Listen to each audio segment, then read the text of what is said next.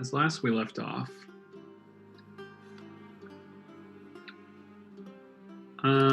three of you found yourself having a conversation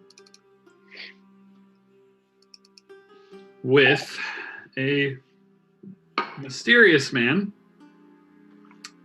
a shabby-looking human man, late 40s, with jet black hair knotted into dreadlocks. They're kind of tied back. Pretty scarred and weathered face. He wears brown hides and some light furs, as well as leather armor, a bit mismatched and worn. He has a small pack which was lying on the floor, or lying on the dirt, kind of next to the fire. And behind him was this very heavy-looking, dark wooden chest. Pretty large for any one person to have, like to carry. Like a massive chain around it too. It did. It is wrapped in these massive black chains. And it looked wet, like it had it looks vegetation on it. It has algae. It has like a silty bottom.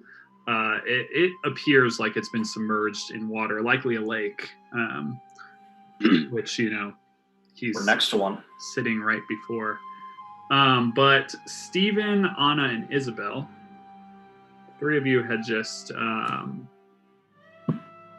dropped the dragon word, to which he sighed relief. And asked about where the rest of you were.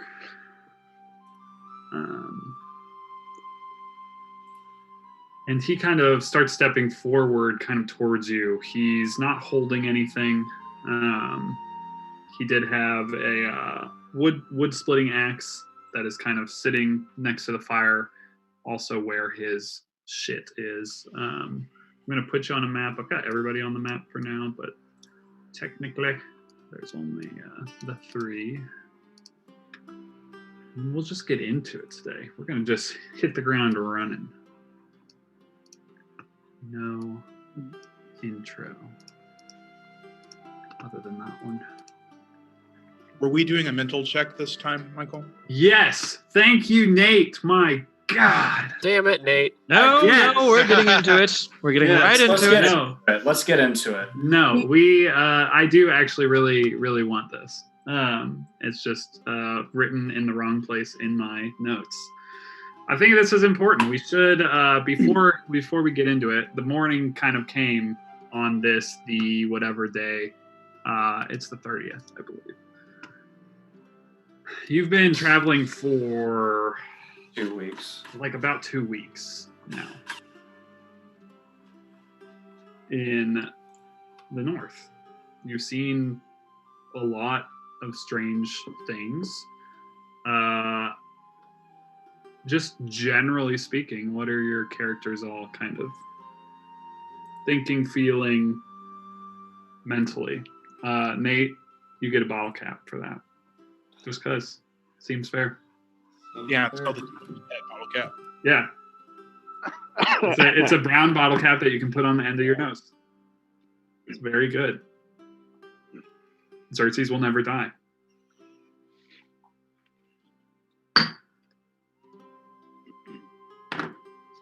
Only old age will take me down. Which could be at any time. It really could. I mean, 55 is pretty old, I think, for this world. Anna can go first. She's feeling a little bit like she's a little nervy. It sort of feels like walls are closing in, and the attack from people from Briarwood has her a little mentally like shook of just like realizing like, oh, she's sort of in the headspace thinking like, we don't have anybody else in this world right now except for this party, and there's like dangers everywhere we go. And not that it's, she didn't sign up on this journey to be safe, but I think the gravity of they have enemies and they have powerful enemies. She's been in that situation before, and she lost. last time she was in a situation like that. But there's also part of her that's really enjoying this. She tried living for a year as just like a blood hunter by trade, picking up contracts, and she hated it. She did not like just being a person for hire. And, you know, deep inside of her, part of her, probably she's not even fully willing to admit, likes being thrust back into the world of intrigue and secrets and power and things like that. So part apprehensive about the immediate future for everybody and like what's the best thing to do with the group, but also like excited to be back, you know, back in part of a bigger player in the world.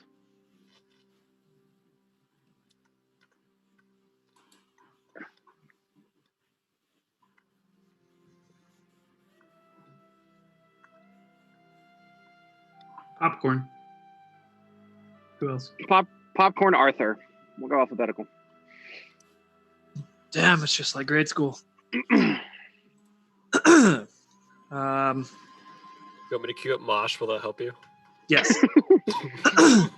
Come on, 8th grade Miss Sonic's class.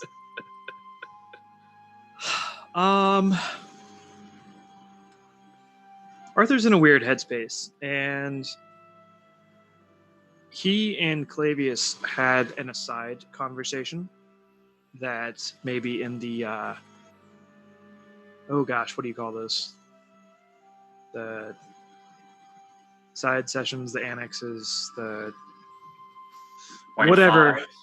The what? The lost tapes. The lost tapes. Yeah, they might come to light in the lost tapes at some point. But Clavius and Arthur really had a conversation that kind of sums it up all for him. But in terms of like the meta, where's Arthur's head's at? He went into this really thinking the party was all pointed in a similar direction. And he's quickly coming to realize that what seemed like an explorative crew heading in the same direction with the same goal in mind, with the wilds kind of being an ambiguous and more of a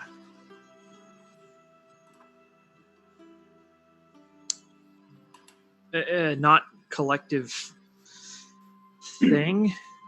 He's now quickly coming to discover that there are greater powers out there that are actually a collective hive mind of sorts. There's some being, or there's some beings that's leading more of a collective that's holds animosity towards established societies or groups or what have you, and that there's some thing or some things vying for power in the north that is anything that lies kind of beyond the wall from his perspective.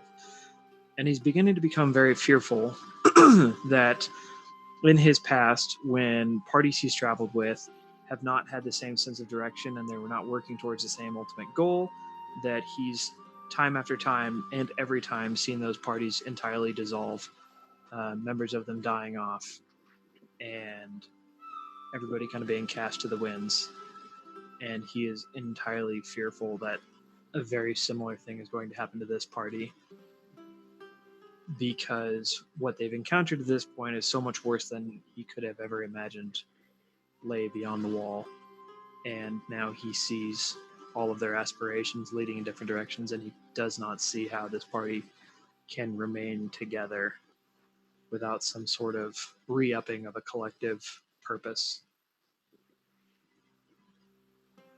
That's where he's at.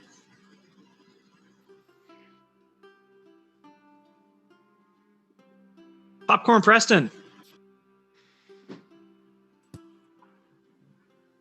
Sorry, I just got. Man, what a money shot that Stevens at the end of this. That's fantastic. As somebody goes rogue. Trump wants to boost the stimulus checks to $2,000. That's all. Moving on. Oh yeah, I saw that. I was like, what? Yeah. I mean, I'll take it, but so much for the what national debt? Saru isn't much different than when we kind of started off. He's actually a little bit happier because he's noticed that some people have started to be a little bit more inclusive Specifically, like Arthur and Isabel have kind of been a little bit more. Isabel more than anything have been a little bit more vocal, and a little bit more kind of interested. Where when we started off, they were kind of absent and just kind of there unless they were needed to be. So it's nice that they're actually kind of talking and voicing their opinions to kind of the whole group. He is a little bit concerned about the vision that he had, trying to figure that out, which is, continues just quest for finding dragons and whatnot, or dragon people.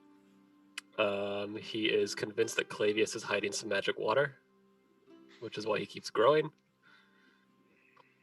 But other than that, it's kind of just continue on and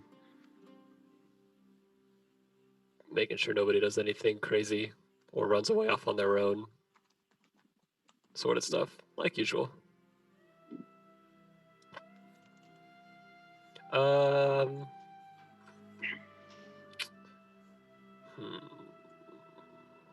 Marshall, have at it.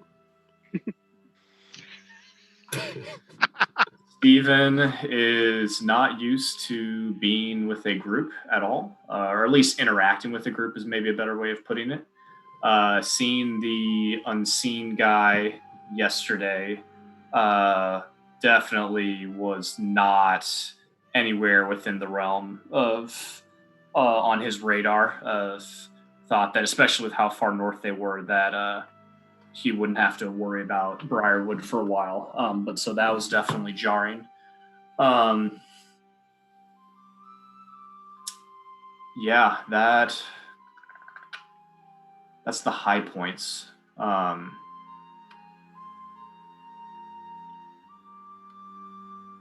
Yeah, I think that's mainly it. I spent 4 hours with Michael on the disc golf course this weekend, so I feel like the DM's got it. I'm trying to think of, Michael, anything you think I missed? That's an honest question, because I don't remember. Okay, cool. Popcorn Will. So Clavius, who is normally and usually even north of the wall, very meticulous, calculating, unflappable.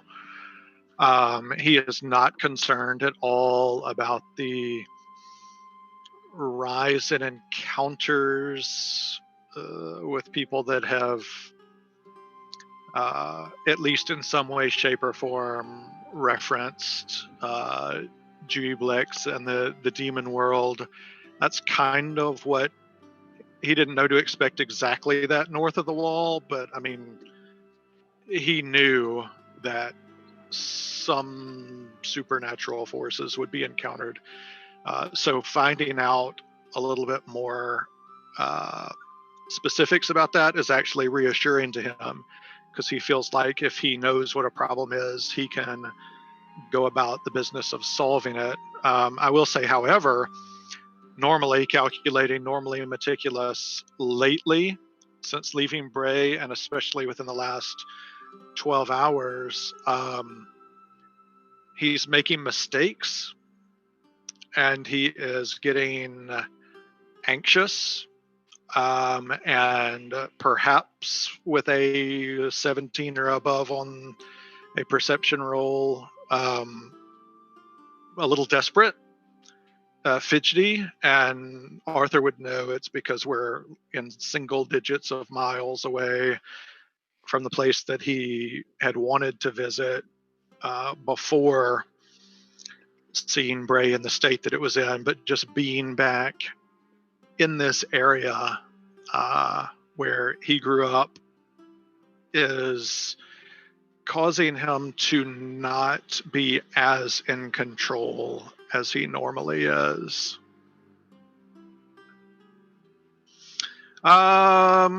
Croft.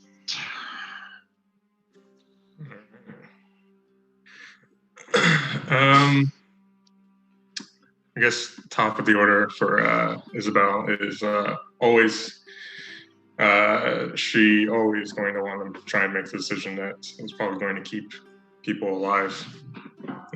So that's always her top priority, and probably will remain so. beyond that general thought, the unseen showing up has definitely shifted Isabel's mindset in ways, and she's having to now think about them being in the picture now.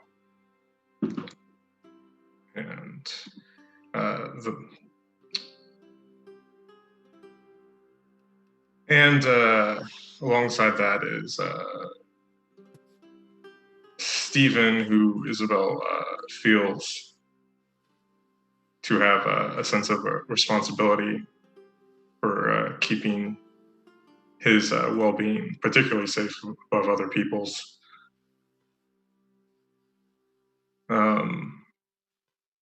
Without being here all day, she's also always probably thinking about the strange wonder that was the burning and everything that means that, and why her powers still work while the gods are essentially gone. And kind of the other thing that's very much weighing on her mind is just the general kind of weight and consequences of her actions, and her coming to terms with that.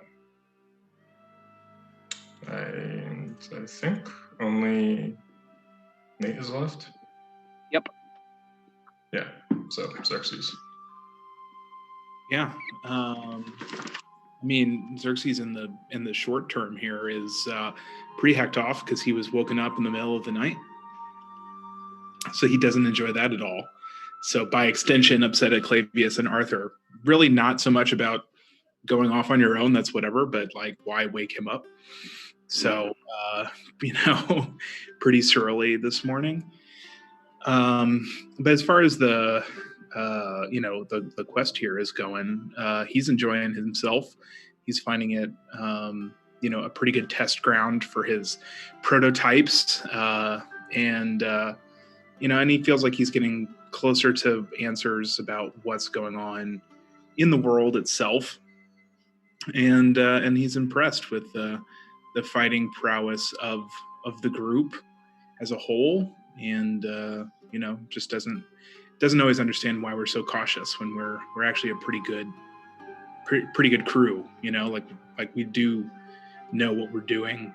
We've handled every encounter fairly, flawlessly, with the exception of the first one where we just had to run for the hills, which is actually a good thing because it showed that we know the difference of when to push and when not. So, he's kind of just enjoying the ride, seeing how things going. It's not surprising that people are after members of the party because, everyone's got a past, and people this kind of remarkable probably have some enemies out there as well. So he's not too shocked that there may be, bad dudes out there. So that's where he's at. It's pronounced bad hombres. Bad hombres. All back around. There's some very bad people on both sides. And yeah, exactly. Good people on both sides. On both sides of the wall, yeah. It's true. Well, see, that was well worth it. It's a little insight into everyone's characters, and helps me a little bit. As always. That's what it's really about. Helping me help you. Stephen, Anna, and Isabel. The man who I believe has introduced himself as Chaudhry starts walking over towards you after you mention the dragon. Oh, yeah, thank the gods. Sorry about all the caution, but you can never be too careful out here, I wasn't expecting the bunch of you for a few hours at least. Looks like you made good time. Where's the rest of your party? We will go get them. Stephen, you want to go alert the rest of the group? Oh, I guess I do. Okay. So Steven runs off to go get the rest of the group. Mm-hmm. Yep. Messenger Steven. Beautiful. And this is when the Lost Tapes is happening, when Arthur and Clavius are having a conversation. Everybody's kind of getting ready around camp, setting up. If I remember right, you guys kind of knew they were heading down that way. Yep. Steven comes and alerts you all that whatever you want to do. I mean, you can play it out if you want, or Well, Steven was hoping alerts you not all to. Steven Yeah. alerts you all that there's the person you're supposed to be maybe meeting is There. down there. He knows of Yofun, at least, and you were all made aware that he is asking about a large group of you that he is apparently expecting. All the while, Isabel and Anna will kind of like start just Anna would kind of. I would have a question. Yeah, She, absolutely. Is the dragon going to join us? It's good old Yofun. Like I said, we was expecting you later in the day. He should be here, hopefully by high sun. There's not much I can do to rush a dragon, but since you're already here, I'll get this pot going on the fire here, and we should have some breakers soon. Snared some rabbits the day before last, and so he kind of is starting to get like he's got a pot that he's got hanging on the fire, and it's starting to steam up, and he's just kind of just like talking to you a little bit as everyone starts to come down, introducing himself as Chaudhry Black. Anna would, when everyone's there in an earshot, Anna would relay the message that Yofun is supposed to be joining later. But we can talk for now. So the rest of you, the ones back at camp, are you guys all heading down? Is there any preparations that you do before you head down?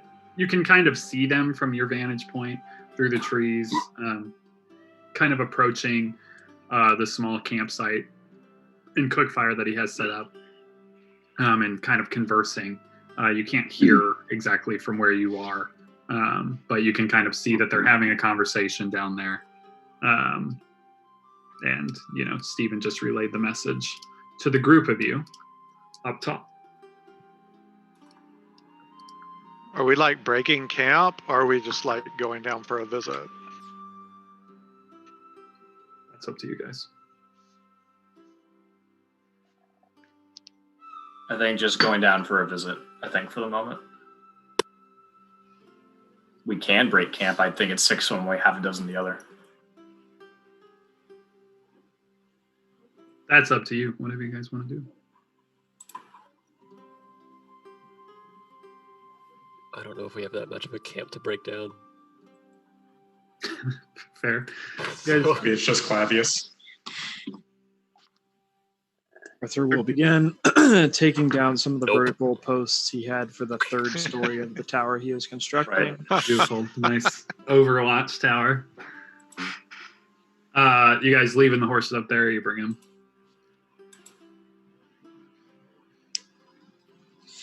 It's more for an accurate battle map, that's all. I know. Can we get down there easily? Yeah, there's a path that you would be able to take. Don't think it would bode well to leave anything behind, especially Yeah, the let's horses. break- that would Break camp. make great feed for any monsters out here. Your poor unnamed horses. They'll live forever. Oscar and Meyer, Not them again. wild. I think we know how this ends. I'm totally punching that horse. All right, so after a short amount of time, you guys are able to kind of put put your morning campsite, get it all set up, packed up, and start to head down in the direction that the rest of the group is, and kind of join up with everyone.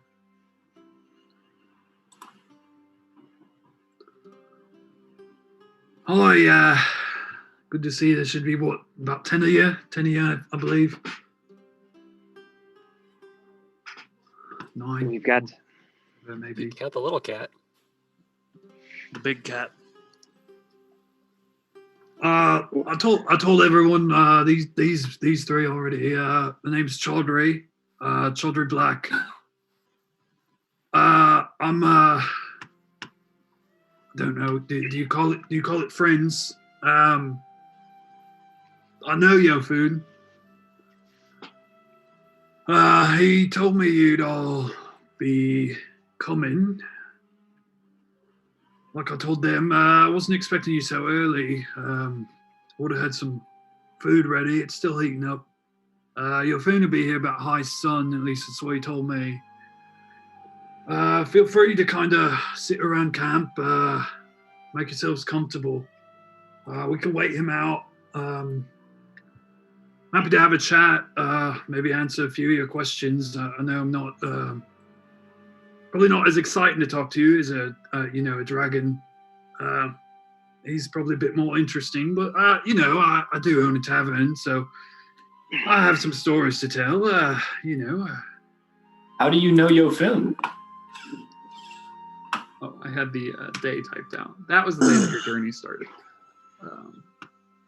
He seemed to be pretty truthful in all that he's saying. Yeah, he seems pretty conversational in his speech and is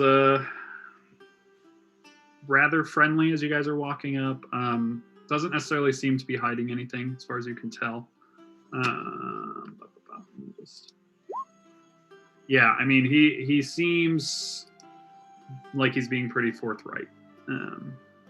As far as you can tell, it doesn't seem like he's hiding anything or being nefarious or anything like that. He doesn't, he's meeting all your eyes pretty well. Good eye contact, strong, firm handshake. Yeah. Arthur. So how do you know Yofun? Oh, I've known him for a while now, a couple of years. I mean, I'd seen him before. It's funny, he never mentions me, of course. I didn't figure he would tell the bunch of you that I'd be waiting. Well, I do some work with him, I guess, is the best way to explain it for now. Not the kind of work that you all do with him, obviously. You said you own a tavern. Where do you own this tavern? Oh, so he didn't tell you about that either. All right. He didn't tell you. Are right. He didn't mention you at all, or else we wouldn't have been so apprehensive. And you hadn't heard of the Hollow. He hadn't told you about the Hollow. Oh. Right. Thought that was why I was here, to be honest. What's the Hollow?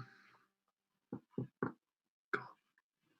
It'd be great if he would just fly over here. The Hollow, it's what you doing with that? What do you got? What you got going? Burning my last spell slot for the day and executing per the day? Verbiage of the spell. Yeah, I think that's all I had. What'd you do today? I don't know if I got a long rest. I don't think you guys got a long rest last night, did you? Yeah, we did. I don't think I got one. I mean, no, we didn't. Arthur stayed up. Yeah, Arthur letter of the law. I Oh, don't think I got one. That's true. Say we definitely didn't mean to kill anyone's long rest, but yeah, I forgot about that, Nick. My bad. Yep. Technically, I would be at a level of exhaustion too. Yeah, Arthur and Clavius just one level of exhaustion. I think we have that, don't we? Yeah, you should have that on your sheet. ¿Dónde está? I think a level of exhaustion is just Disadvantage on checks. Disadvantage on checks. Yeah. Where you lose? It's right below hit dice.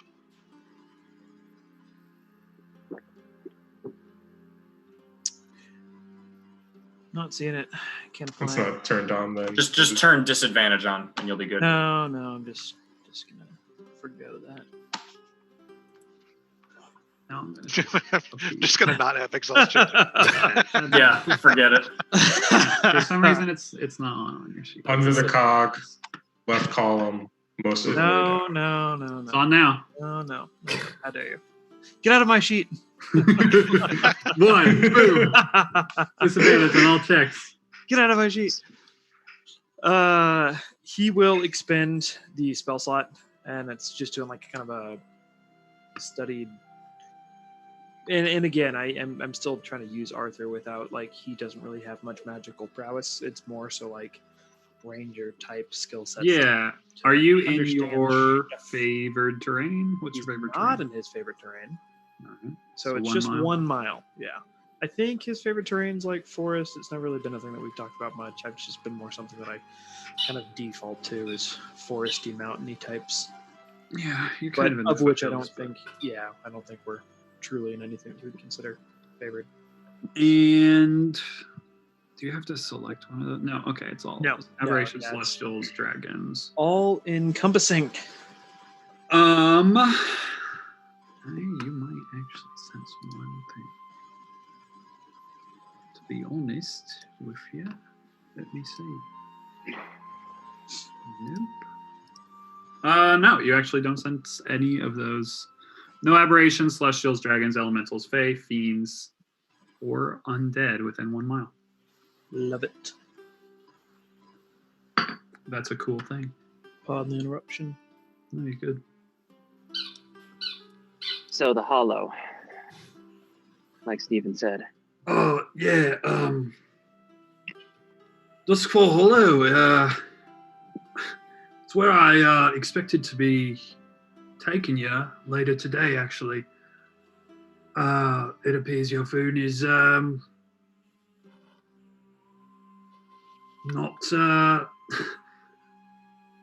well, you know Dragons, you've talked with him. He's, don't tell him I said this, but a bit arrogant.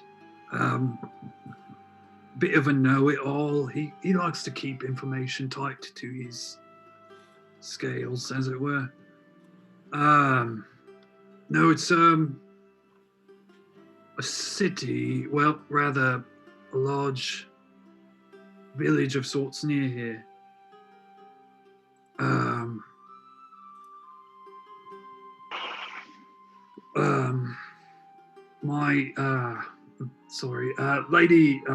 Lady Evelina, she's the, well, she's in charge of the Hollow, and she's expecting to have a meeting with you. Michael, do you want me to do like Oh, sorry. can we do it like a check? Is the hollow ringing any bells on a? Without having to do a check, it's not. Okay. There's nothing, nothing that would ring any bells, for any of you. I haven't heard of this place, the Hollow. Is it new? Yeah, it's new. Been around for, what is it now? About 27 years. But it was nothing like it is now. It's hard to explain. It's hidden pretty well. It's been building for a time. And he kind of looks off across, like, towards the lake. It's like I said, it's hidden. I swear, your phone. Is it magically hidden? Is it hidden just well in the mountains? What is that? What do you mean? by that? It's not magically hidden, as far as I know. I'm not much into magic, and I know magic has changed. But it's It's off. We actually need to go by boat to get there. Yofun said that he talked to he talked to the lady of the Hollow, Lady Avelina, about setting up a meeting. He said what you all did with the tower impressed her, and she'd like to speak with you. I know he's. How does she know what we did with the tower? Well, Yofun talk with her. How many days is it? Oh, it's been 2 days. I forgot about the 2-day thing. Sorry. He I know he's a dragon and all, but he honestly seemed pretty impressed himself. As far as I've known him for a little bit of time. I'm sorry. I really didn't expect to be the one to tell you all this. I thought you understood that we were gonna head that way. So now I'm probably just mixing things up, getting things all confused, mashing them up in your mind. Like I said, I don't know what else to say. I can answer whatever questions you may have of Yofun, of the Hollow, of Duskfall Hollow. Would you rather us? When he gets here, I'm sure he can explain a bit more. Would you rather us just wait for the dragon? It's fine. I mean, gonna sit here quietly. What's in the chest? What's in the chest? No, what's in the box? He looks over his shoulder at this massive chest. That's actually it's for you all, I'm told. Just because we're reusing this map, there's not really a pier on this map. Just I was going to imagine say, it's it's very just clearly the edge of the water. Just using it because it's one less map to upload to Roll20.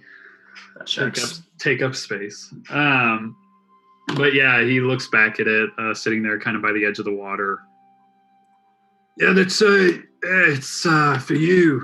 Yofun said you'd earn some things, a reward. He said if you got here before he did, and you decided to head off or whatever, you didn't want to come, you could take what you want and leave. I can go open it for you if you'd like to do that now. Maybe take up some time while we wait. Wait for the food to be ready. I've got a little bit. He pulls out a water skin and kind of waves it in the air. I've got some a bit of black. It's a kind of an ale that we sell. If you're interested, we can pass it around. Just talk about things. Have some food. Do you like whiskey? Yeah, I like whiskey. We have a bit back in the bar, actually. He's gonna run over to Clavius and be like, "Come on, you gotta give me a bottle." Give him a bottle. Clavius obviously heard that and is obviously planning on letting this guy make him an offer. So Clavius will be more than happy to give Saru a full feast. It's at that point that he kind of sees the interaction happening there, and he starts squinting a bit. I guess I'll run back with the thimble. Really, thimble? Okay. Hi there. You look a little familiar to me, friend. I'm sure you me? understand. Who? Oh, it's like, what? I'm sure you understand the necessity for caution. You play your cards very well, and gives him whatever version he has picked up from Arthur of his very best, Bray salute. Roll a performance check. A check that doesn't get rolled enough. performance. That is true. Oh, It's not the best of Arthur mannerisms. And he kind of looks you over and he's like, see, you seem a bit tired as well now, don't you? Kind of wipes a little sleep out of his eye. No, I fully understand the caution. You all got here late then last night. Yeah, we didn't feel like that waiting was. We wanted to get here as soon as we could, so we just didn't Yeah, I'll get it. Don't make a camp out in the dragon. open. Don't make a dragon wait. I've heard that one before. That we've got the horses, Yeah, silly ducks. I Not wasn't expecting horses. We're gonna have to talk about that a little bit later. Xerxes cocks his gun. Anna's messing with the chest. Oh, yeah. You gotta hold on. Let me handle that. And he'll walk over to it, and he like bends over, and he whispers something, and then the chains just go and untangle, and you're then able to. And he like helps you lift up the chest. As Was he Clavius doing comes to an look at Arcana his check? chest. Was that a spell he cast? It was not a spell. Did not appear to be a spell. It could be verbal components of something, sure, but he didn't do anything somatic, and he whispered something. So if it's a spell, you whispered that, but Yeah, I know. That was my 22. But yeah, if it was a spell, then it was just something verbal. It could just be like a trigger that like some kind of enchantment on the chains, or a like passcode or something for like some kind of arcane lock, is more likely what you would think it is, Stephen. Got it. What do we see in the chest? You see some things. I have my little chest paper here. There is some things in this chest. Hashtag loot drop. You see a warhammer. That is like this silver warhammer, very like sturdy. That's kind of like etched with all these little like filigree, like almost like little Like runes? they're not necessarily runes, but more like decorative. Like if you have like a really fancy paper that has like the little like filigrees with little like plants Like and Thor's- flowers and Thor's like has this yeah, stuff. exactly. Just like all over it. It's just like totally etched with this like fanciful shit, and then set right in the middle is this very brightly colored blue gem. So that's one thing that you see in there. Another thing you see is a large horn that kind of looks like a drinking horn. It has leather straps upon it. Yeah, it has leather straps upon it, and it has these like kind of Viking like runish patterns carved into it. Appears to be a large drinking horn. There is a set of studded leather armor that is like this dark black, like charcoal gray with black sleeves. And has these like two little like white fur, like kind of almost looks like lynx fur, like along the edges of the shoulders. So black studded leather. There is a small tube, like a cylindrical shaped thing with straps on it. It's made of leather. there is a pair of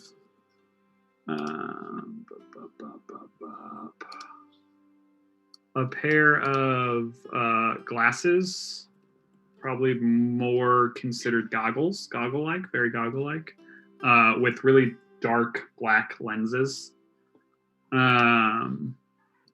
What else do we have in here? There are 2 stones that are bluish color. They both match with like matching like designs of like this white painted stripes and like some orange splatters upon them, but they kind of like match almost exactly. And they're just kind of sitting next to each other. There is a quiver, green quiver with this kind of gold like gilding along the edges. And then there is a large, not large, but like a bag, if you will. Just like looks like a bag. I don't know how else to describe it. Looks like a bag. Looks kind of whatever you want the bag to look like. It kind of looks like that. It's just a bag. Like a man bag, or Sure. like Sure. Depends on who's carrying it. You can tell me what the bag looks like. But it's a bag. And then the last thing in the box is this like kind of bowling ball sized dark metallic sphere. It looks like almost black, but like as the sunlight and the firelight kind of hits it, there's like this greenish sheen to it. And it's like real, like perfectly smooth. Dangerous weapon. And that's all the things. Stones. And your rule for this campaign is we either have to attune to something or identify it in order to understand it, right? Well, if it's an attunement item, you can roll checks. Arcana checks are, I'm happy to, you want to roll an Arcana check, be like, oh, I've heard of something like this before. Unless it's an artifact. If it's an artifact, you know, the likelihood of it being written about in some ways can be higher, in some ways can be lower. It just kind of depends. But Did yeah, Chodrick what's that? come back to the fire? Sorry, what? Did Chodrick come back? Yeah, he's here. Yeah, he can walk. He walked over to the fire after. I typed all that out into the bank. Everyone just heads up. Thanks. I would hand him the thimble, and then I would ask him if he knew what was in the chest or what the items were. No, this is first time I'm actually looking at them. It looks like a nice haul of stuff. Not much for like a hammer type of guy.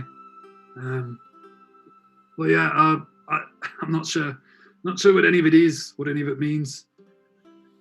It's not really my type of stuff, you know. The drinking horn, though, that's pretty cool. So the city, did it survive the Skyfire? Yeah, so the burning, it did survive. A lot of it, we think, is maybe how deep it was underground. So the city used to be an old stronghold of the dwarves. It was completely abandoned when we found it, other than a few, you know, like inhabitants, some things you find in caves you need to just get rid of. We had a few good men go down there, take them out. But yeah, I mean, it was an old dwarven stronghold, so pretty deep inside the mountain. I'm not sure if that's why it survived the burning or not. But here we are today. It's still standing. Whenever he takes a short pause, Clavius is going to look over his shoulder and say, "You're going to want to stop talking for a second and take a sip of that," and then go right back to looking at the treasure. Why, sorry. What will you bring this with you from the south? He kind of sniffs the little thimble and Takes a drink.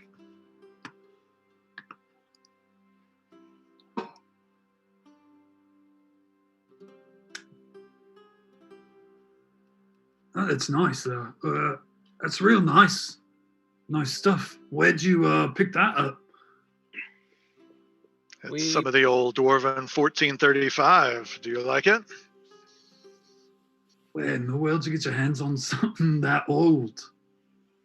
I don't think we have much still. Most of that was broken in there. We found it off a couple of halflings, I think, right? Yeah, a bunch of halflings that we met. There were a couple of halflings that were walking through, and they had it. How much they charge you for that? A king's ransom. Don't remember. I'd expect as much. If you're interested, I definitely have a few regulars who might be interested. I might have to try and purchase some of that off you. Perhaps we can discuss it over another thimble. Bill's just like, you just activated my trap. You're welcome. All right. Clavius is planning on giving Saru like a commission. Small finder's fee. Steven. Promptly be given defense. You detect magic. I would imagine so. The black armor, abjuration magic. The Warhammer, I believe evocation. I think it's only evocation. I could be wrong, but I think it's only evocation. The goggles are, I think, transmutation, I guess. Not 100% sure, but I'm pretty sure transmutation for the goggles. Yes, transmutation for the goggles. For the horn,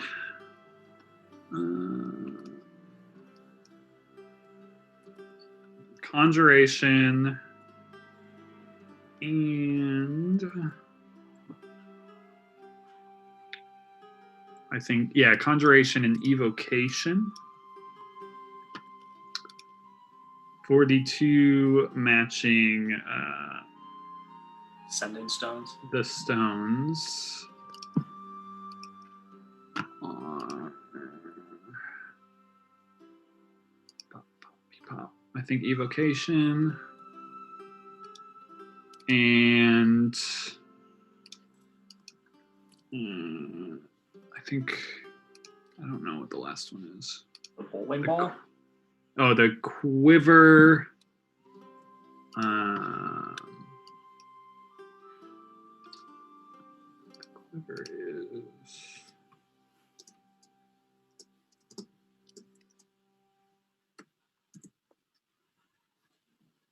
What is the quiver?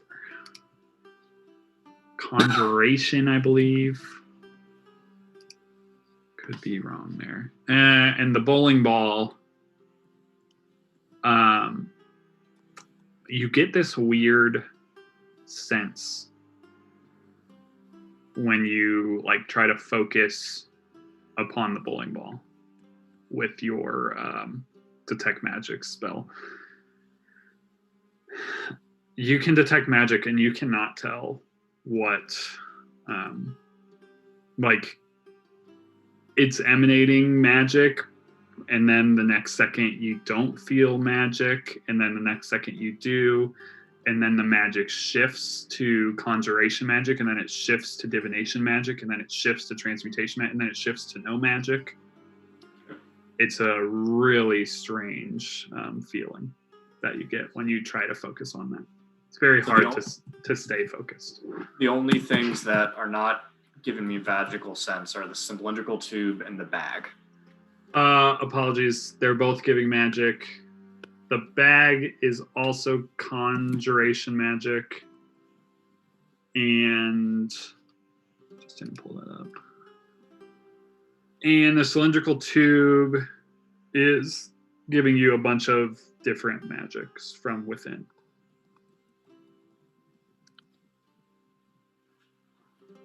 Cool.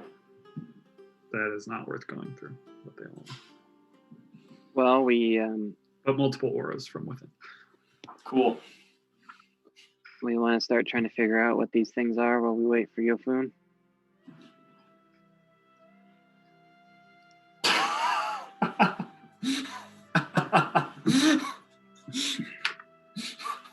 Maybe. That's good.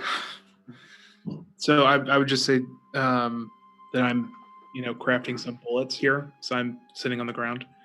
Lovely. Will respond to Anna and just say, perhaps it would be best to just wait for the dragon who surely knows what he's giving us. Yeah, you're probably right. Food probably knows what they all are, I think. But, I mean, he said it's yours, so feel free to do what you need to do.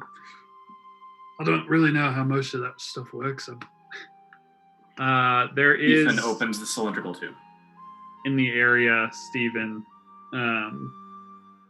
in his bag, there is like a box shape that is giving off transmutation magic. In Chaudhry's like bag of he has a bag where his stuff is. Realize that you would also get that aura. Opening the tube, there are spell scrolls inside.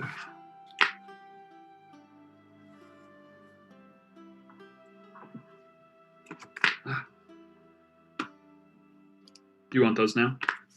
Sure. Love Okay. them. Do you want to just is it easier for you just to like copy and paste it, or do you need to read it aloud? Oh, On a piece of paper. Man. Oh man. Identify. That's funny. Yeah, dispel magic. These are scrolls. So they're either one use or you copy them. Yeah. See invisibility. Dark vision. Blur. Tensor's floating disk. Fly. And then there are two scrolls that have two different sets of ink written on them. Like it is, you can see what looks to be like a regular like scroll spell setup. But then there's some kind of augmentation going on. Roll an Arcana check for each of these, if you will. Ooh. So the first you can actually figure out is a scroll of protection from energy, but it's been augmented in a way that makes it communal. So it can affect up to 4 creatures, 4 willing creatures, rather than just one. And it is non-concentration. The way that this would work is you can copy the base spell if you wish, so then you would learn protection from energy, but it would only be protection from energy. If you cast, so there's no way to copy the no, there's no way edit. to learn that type of edit in a spell that you can reproduce. But the way that this scroll has been augmented would make this, you would be able to use this scroll, cast this scroll if it's in your wizard spell list or whatever. Sure. And it would work on up to 4 creatures. Gotcha.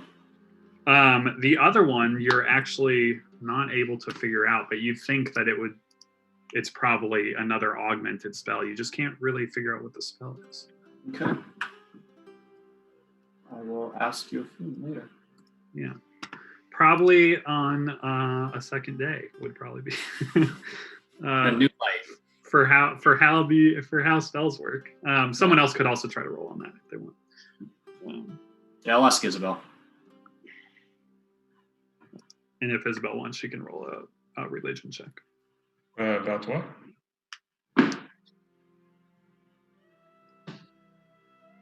Ask about what? If you can read the spell scroll. Oh, sure. Isabel would give it a look over.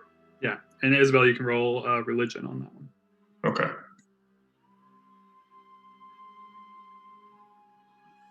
Loot. I didn't mean to do guidance. Without or with guidance, either way, you can discern that it is a protection from evil and good spell that has been augmented in a similar way. Up to 4, it works non-concentration on up to 4 willing creatures for 1 hour.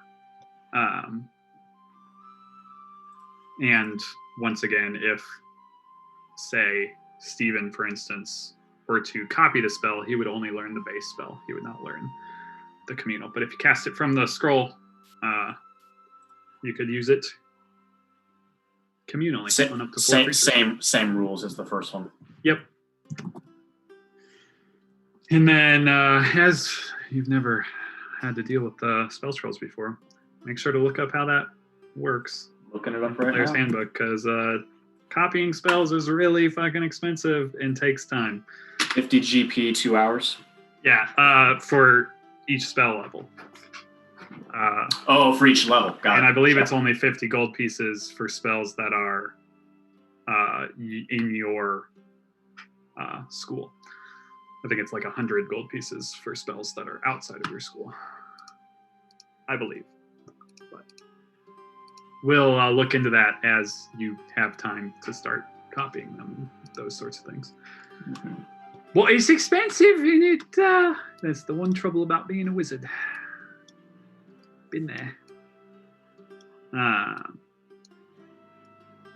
But yeah, so that's in the scroll tube, and then the rest is it's just there. I will say this is good time for the 8, 10, and 30 seconds break. Break.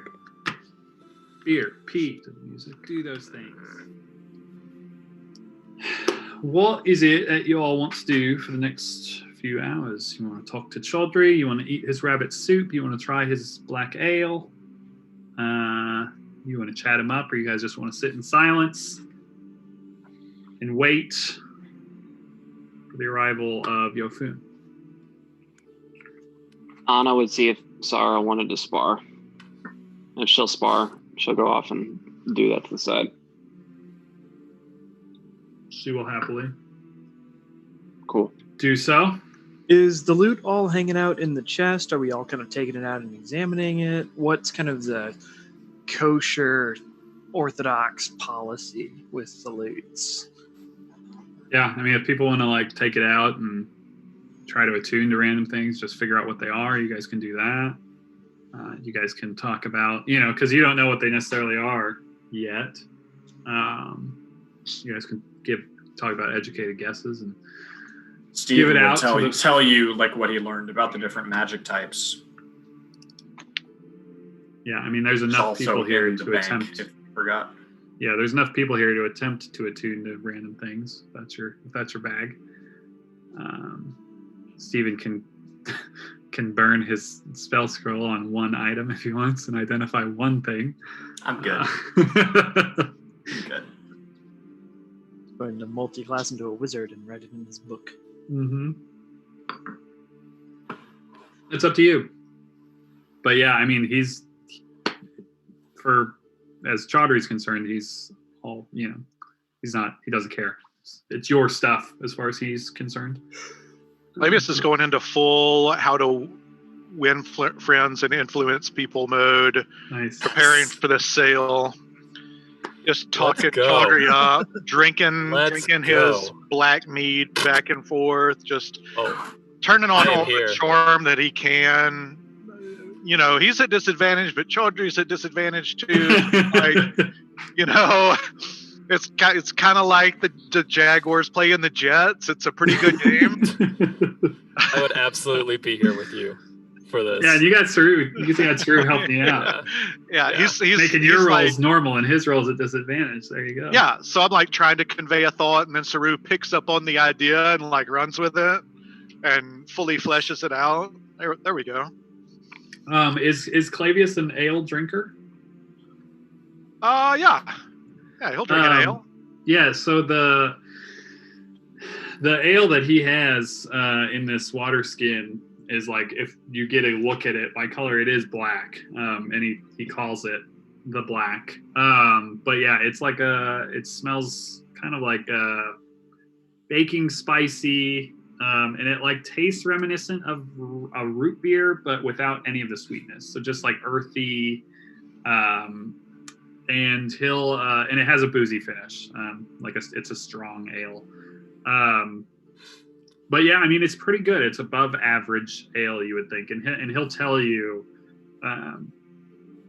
that it's something that he's kind of transitioned to making himself from fungus, actually, from like things that grow in caverns and things. He'll tell you he's had to transition away from normal types of, the grains and such, and find a new way to kind of make a sustainable ale in their new environment where they are. Out of necessity, I would think. It's probably hard to come by. Yeah, and so he's he likes the fact that Clavius is interested in trying his stuff, and he was very pleased with that whiskey earlier. So I'd say you're gaining ground on him after last night, at least, and with Saru's help the whole time. What's everybody else up to? What do you guys want to do? You guys attuning? You guys throwing all that loot into the water? Just getting rid of it? You don't want it? I thought so. All right. It's all gone. Let me delete all the Isabel, cards. what were you doing? Just potion making. That's all. Nothing special. So we got some tinkering, some potion making, some Arthur, whiskey drinking. we'll be checking out the glasses and the quiver as he's able. Love it. Anyone else checking out anything over the first hour or so? Steven's gonna check out the bowling ball. All right. You guys trying to sit with him for an hour, attune to him, or you just like kind of want to do Arcana checks on him? Steven's attuning to it. We're gonna attune to it as well. Which one you want first, Arthur? Quiver. The quiver, which you come to learn. I don't know if that popped up or not. It did. Beautiful. That's what it is. Gonna have to click on it to read it because I did not copy all the text. Oh, cool. That's fun. It's kind of similar to a bag of holding, Just with arrows. but and stuff. for arrows, and it does have things in it currently. There are 30 arrows, 15 bolts, 6 javelins, and 2 spears inside right now.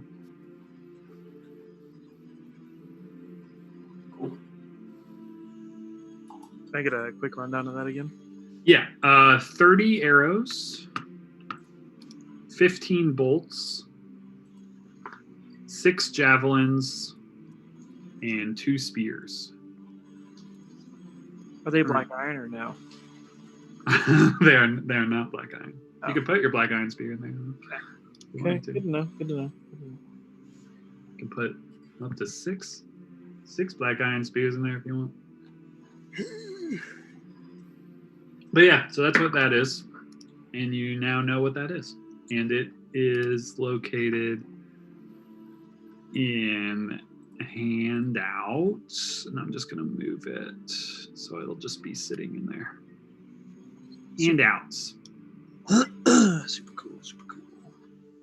So yeah, if Arthur's going to end up with that, I'll stick it in your folder. But if somebody else wants it, Yeah, he's not vying for it at this moment. it is non-attunement, but Ooh, that's you, nice. you learn what it is That's after spending an hour with it because D&D seems better that way if you do. So after about an hour, you guys kind of chatting, you guys attuning or figuring out those items. Steven, you're attuning to the bowling ball. Yep. Do I almost die again? So you, after an hour of holding it,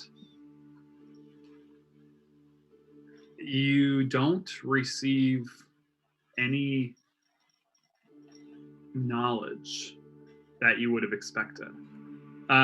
Make an investigation check.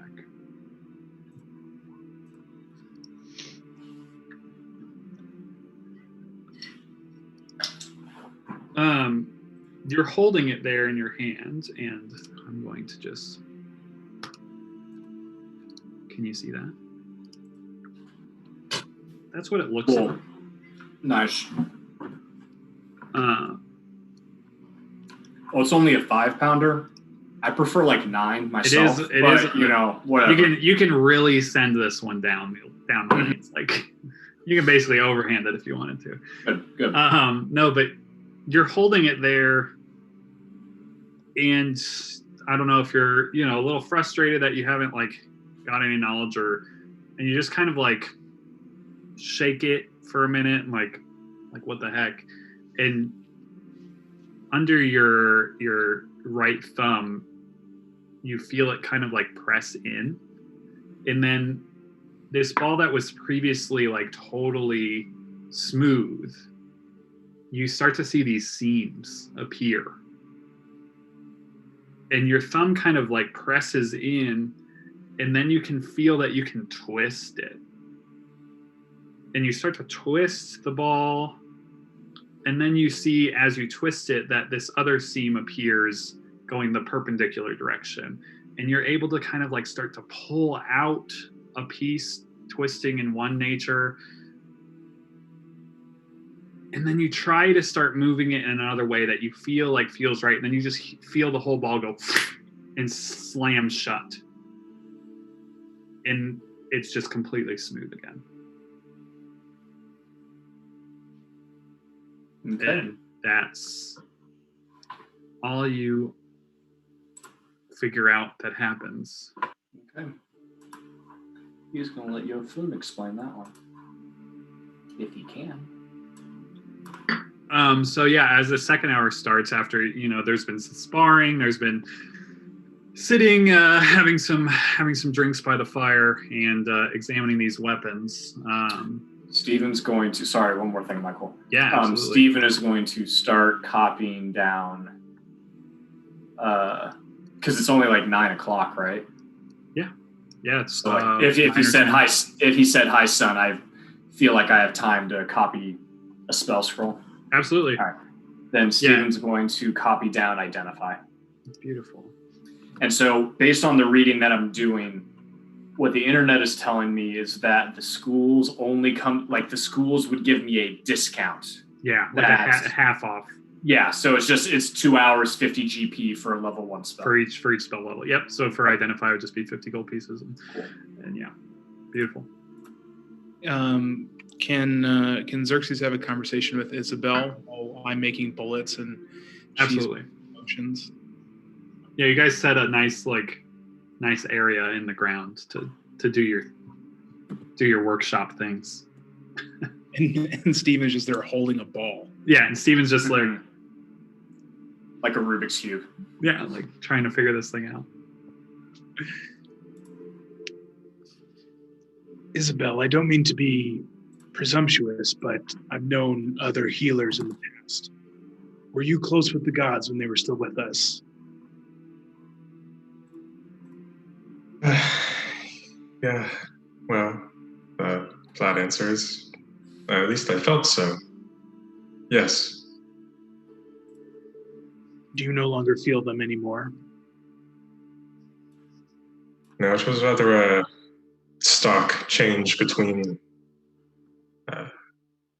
now and before. It was it's pretty instantaneous after the burning that I no longer felt it. Did you lose your ability to use magic as well, or was it just something different? No, I did. I lost it for some time, and it gradually came back over time. Did it have to do with your drinking? She does actually laugh, but I don't think so. But I started drinking before it came back.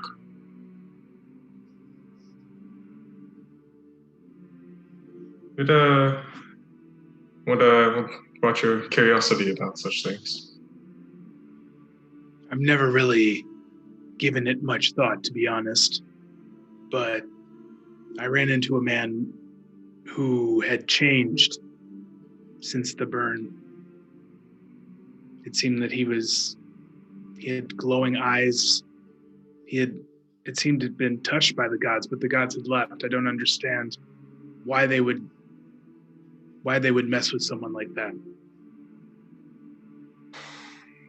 This person, I'm assuming they changed after the burning, is what you're saying, right? Yes, a man from the village near my workshop. He used to come to pick up trinkets from time to time, but he was largely shunned from the community afterward. They feared him. What was there any other tells besides glowing eyes? Well, it's not every day that you see a human with glowing eyes. That's true. You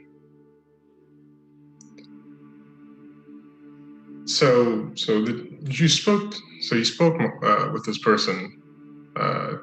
Did you learn much about them? I mean, I knew him from coming to the shop, asking for ever burning candles, but he just said one day it simply happened after the burn. He woke up, his wife in a terror, understandably. I thought it must be connected to the gods. Who else could do such a thing? But also, if they're one, how could that be possible? I'm maybe example of some odd things going on since the burning, but I don't really have many answers, only distant thoughts. Did this person ever mention where they were when the burning happened? I believe just at home. And where was your workshop? On the outskirts of town. Town referring to Briarwood?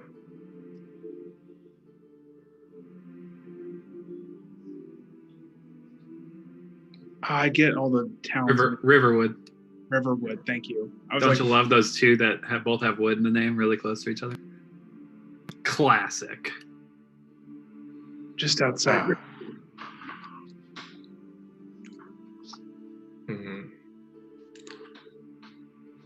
Yeah, I haven't come across too many people like this friend of yours.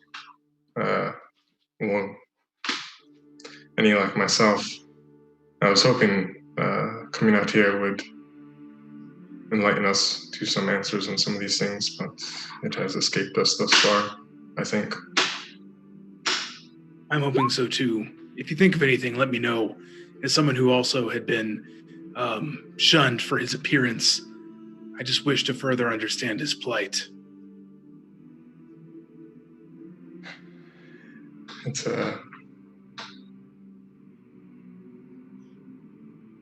terrible that your friend would be shot like that. Oh, such a seemingly harmless thing. Well, unfortunately, we can be simple creatures, and those who look different are often feared and shunned. I don't know why that's the case, but the elves did the same to me while I was in Greyforge growing up. It must just be part of our nature. What are your thoughts on going back to Greyforge? Well, I'm intrigued in what could be going on there. Sounds like some pretty sketchy stuff, which is frankly par for the course with those pompous, elvish, royal whatevers.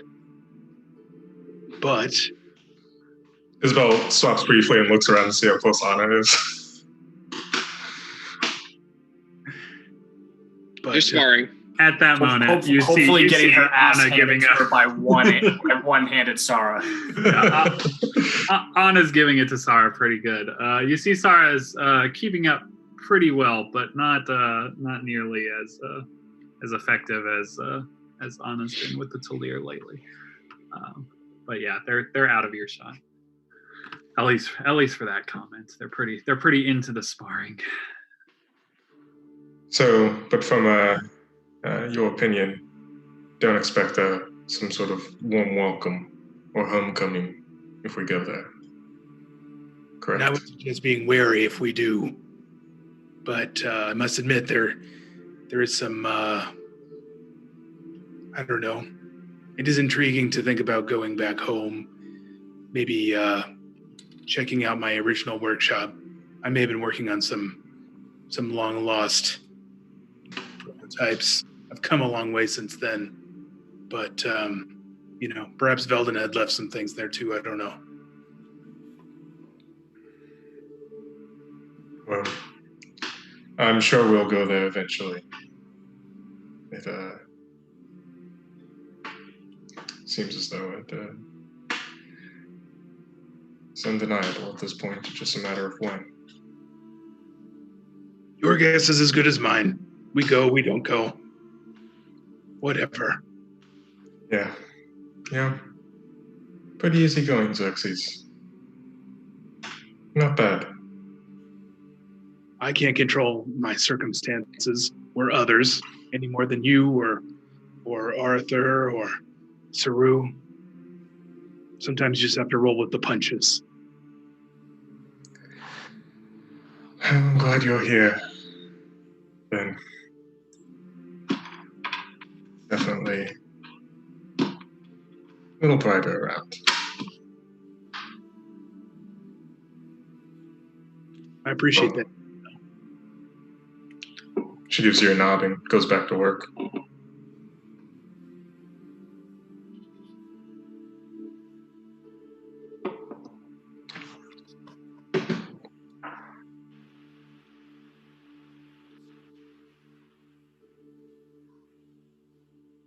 Michael, you're very much muted if you're talking. Damn it. As our second, thank you. You just stay unmuted because I was asking you a question. It was like, why isn't he answering me, that dick? No, as the second hour commences, Arthur, you said goggles next. You were gonna look into. Michael, you're very much muted if you're talking. Fuck off, I'm gonna. yeah, looking at the goggles. Gonna kill your character.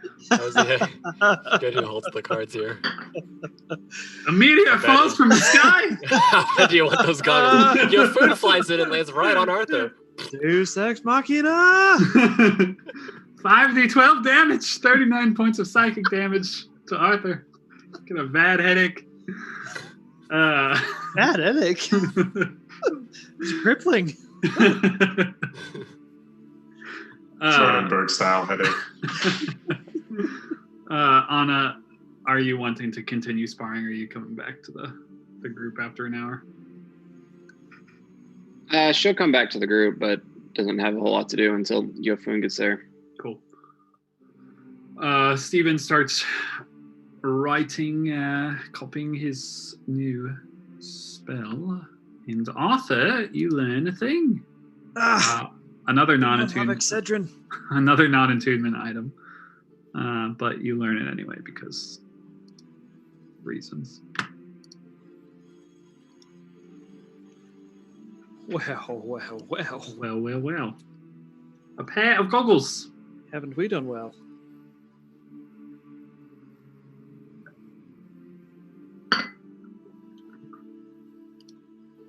Pair of goggles. I will move them. Now this he would put up a hand for. Get the old dice box out with all the rest of the humans that can't see. I was gonna say, I feel like we've got competition in this group, right? I'm gonna get this whole group wearing goggles before this campaign is over. They're in a band. They all wear goggles.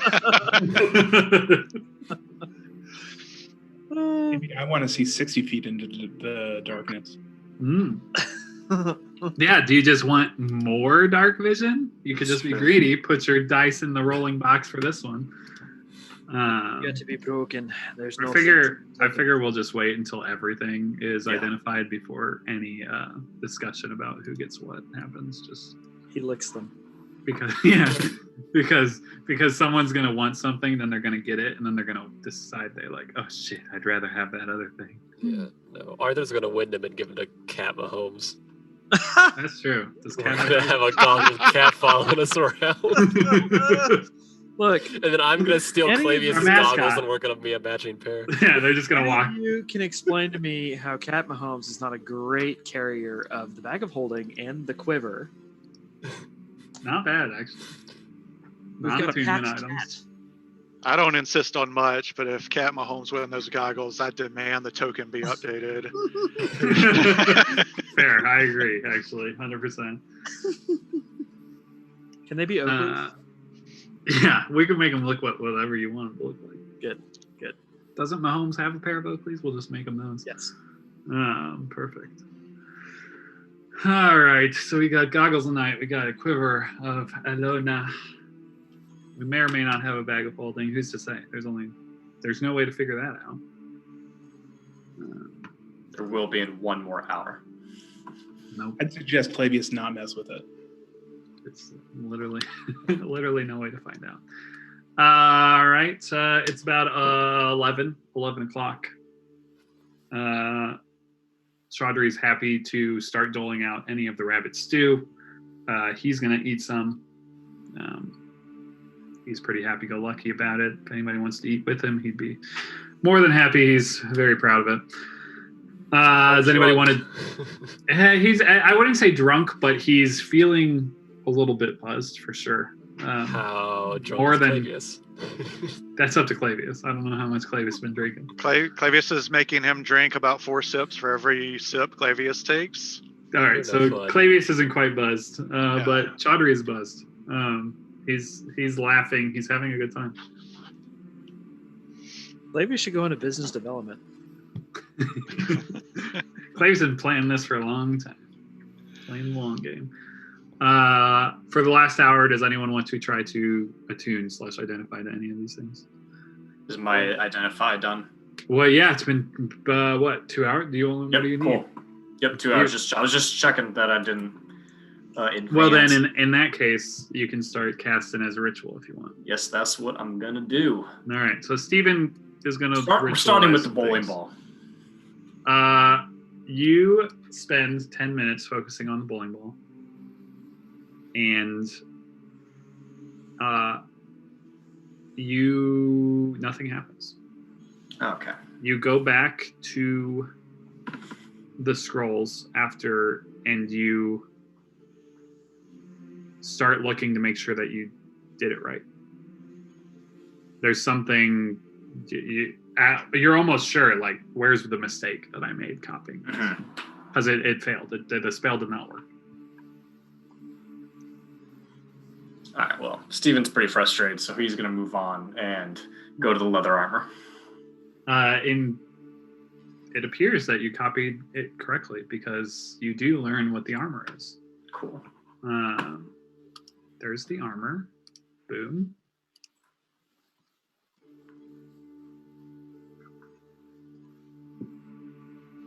Ta-da. That's cool. +1 necrotic resistance armor.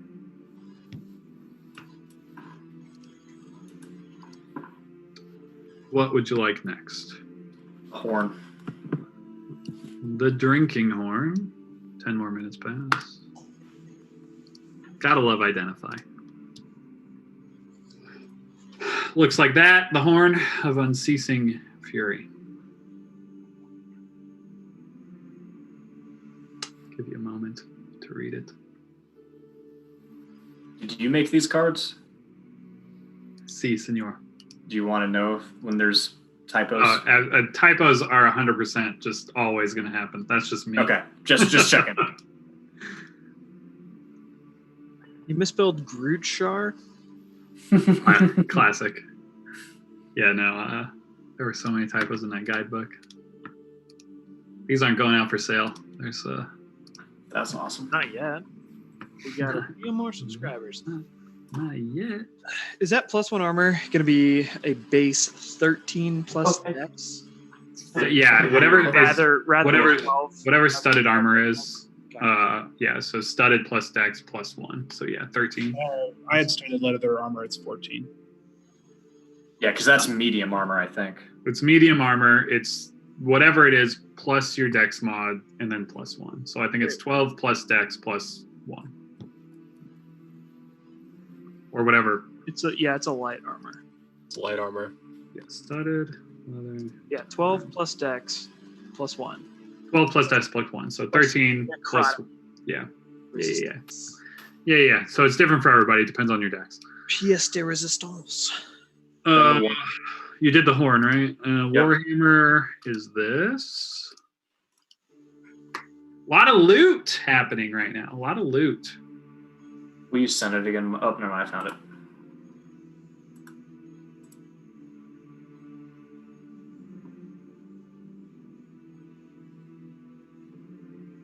Cool.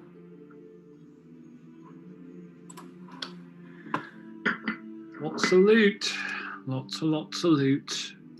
And the bag. It's a bag of holding. Nice. I did not make a card for that because it's a bag of holding. Yeah. And the stones last. Sending stones. They are sending stones, yeah. They are sending stones.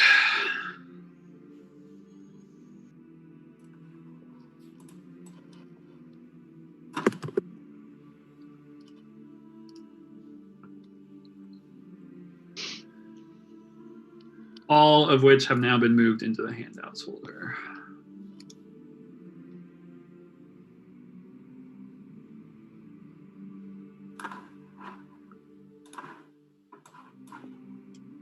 Do you put them all in the bag of holding and throw them into the river? Mm-hmm. Lake? Bottom of the lake? Yep. Great. That's what I expected. Is there anything in the bag? I guess I shouldn't be the one asking that. I'm talking to the dude. Flavy's out here asking the real questions. Is there anything in the bag of holding? There may be. He's very versed in bag. But we wouldn't know.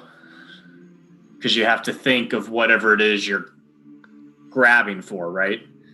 Yeah, would you like to reach into the bag and find out? I think of the last thing I was looking for. We get sucked into the bag. Ah! Bag of devouring. It's a real thing. I mean, it's a real D&D thing. A real mimic style. Ooh, mimic bag. It's also good. Mimic bag of holding. I would never do that too. Is it Fall Raven? I would absolutely do that too. Yeah, there may be something in the bag of holding. So it's about noon. It's high sun, I'd say. And Chaudhry, with a nice full belly, kind of starts looking towards the skies.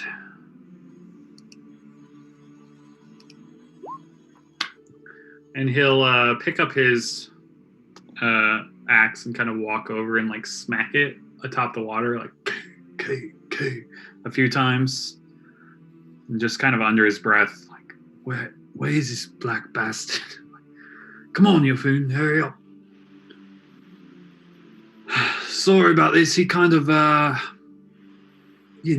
dragons, they go about their own times.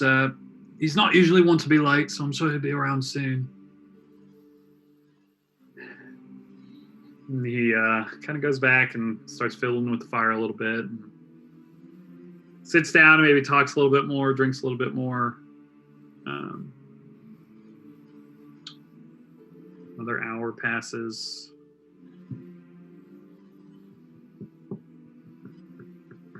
And he's like getting a little more fidgety as the time goes on. I don't know. All we can really do is wait. He's usually not this late. I mean, an hour seems a bit late even for him. Fashionably late, maybe, but not an hour. Must have got held up doing something important. Not sure. You guys, you already figured out everything with your chest, everything in there?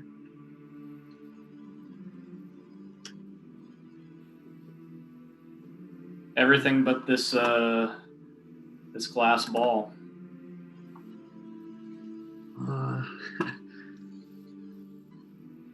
Looks a bit like adamantine, actually, to me. Not sure if you've seen that before, but I don't know much about magic items. What? None. And he just kind of goes back, slaps the water a few times. Come on, you. Hurry it up. I don't want to be out here this long.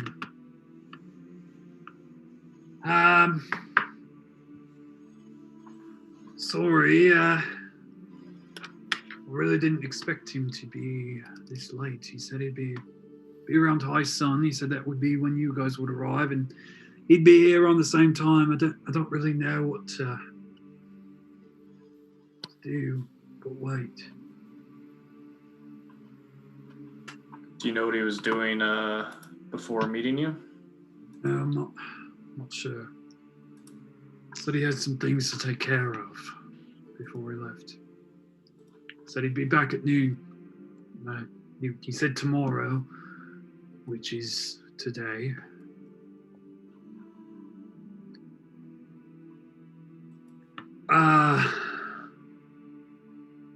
They haven't talked to him, but have you thought it over? About possibly coming along to the city? I know you don't know much, and that's a lot to ask from a stranger.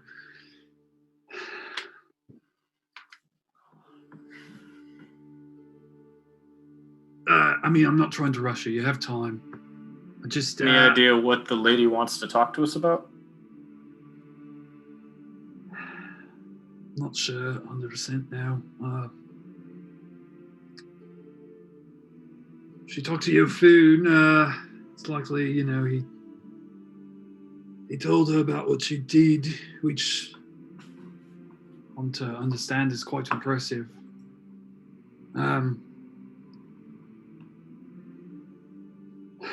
We don't meet much people like you, especially we don't meet a lot of people outside of the Hollow. We've taken some in over the years, but not. Don't think any since the burning.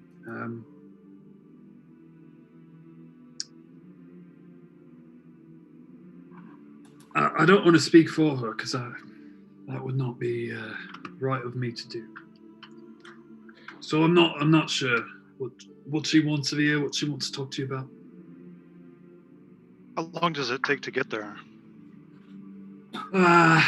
We'd be getting there. Not that we would leave now. I still think we should wait a little while. By boat, it'll take us about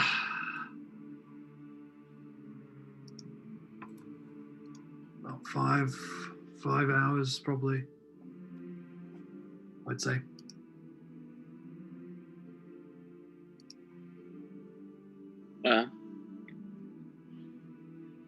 We can discuss more, but I'd be curious to meet and talk with people who've been living out here for more information. Say give Yofun a couple more hours, but if not, if we don't see him, I would be willing to get on the boat and go. So I'm not trying to rush you. I just don't want to be caught out here another night. It's just not. You've seen the lands there. They're not the safest. I don't want to have to deal with any of the creatures that may be out here. The longer you stay in one place, it seems the more chance you have of running into them. Random encounter dice and all that. He stares into the camera deeply. But we will have to talk Thanks, about. Deadpool. We will have to talk about what to do about your horses. They're not going to fit on the boat. This whole time, there's. I know there's a boat like underwater on the map. There's no boat. You don't see a boat. There's no boat that you see. Where is the boat? Yeah, it's he motions to his bag, and he pulls out this like shoebox, basically wooden box. This is actually the boat. It's one of these items. Yofun actually gave it to me a while ago. It can fit all of us once we get it on the water. I know it sounds strange, but you can trust me. It's a sight to be seen. I'd just like to wait until it's time to go before we get it out there.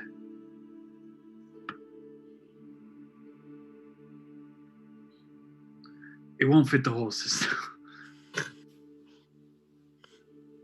Seems very convenient, Michael. You should read the text of the magic item. It's just that it will not fit the horses. Yeah, non-equine random box. Any horses that step foot on this box will explode. Will explode immediately. Yeah. Killing the entire party.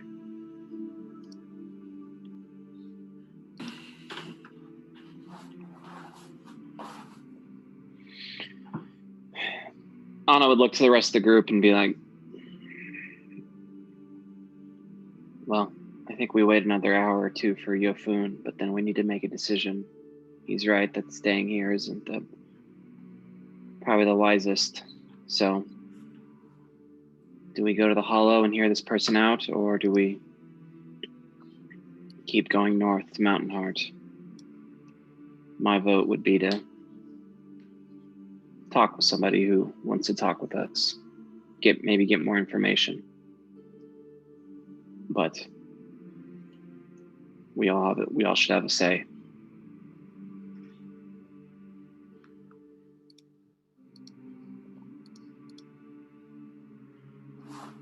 Well, my vote certainly is for having a drink in Chaudhry's Tavern.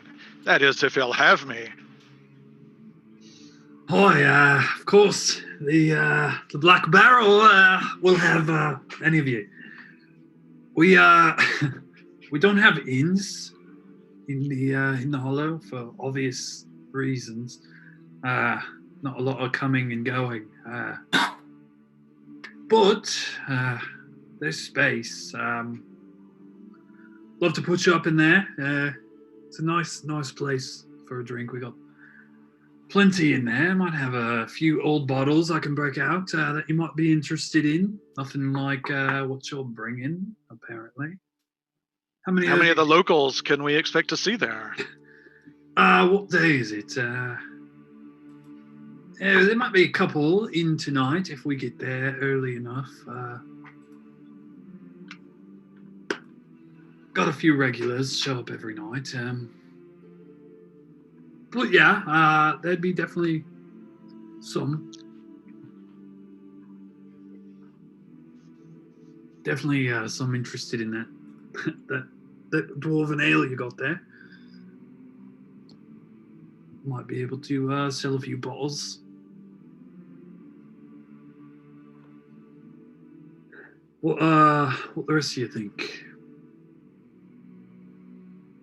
If we go to your city, can Yofun still find us?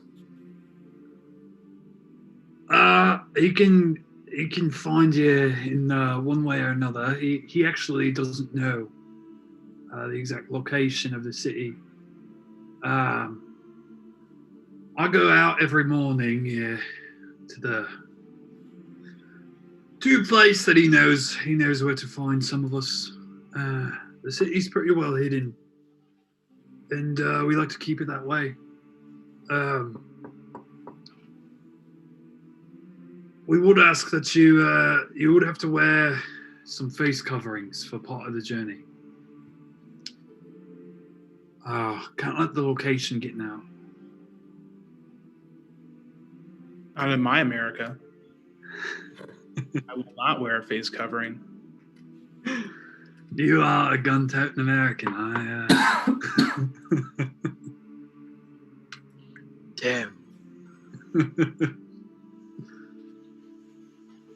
Why do you enthusiastically offer us free passage to your city that you try to keep safe from the rest of the world? I'm not the one offering the passage. I mean, I'm taking you there, yeah, but I'm not the one who decides who comes and goes. My Lady Evelina said to Your meet you. sister? What's that? Did you say your sister?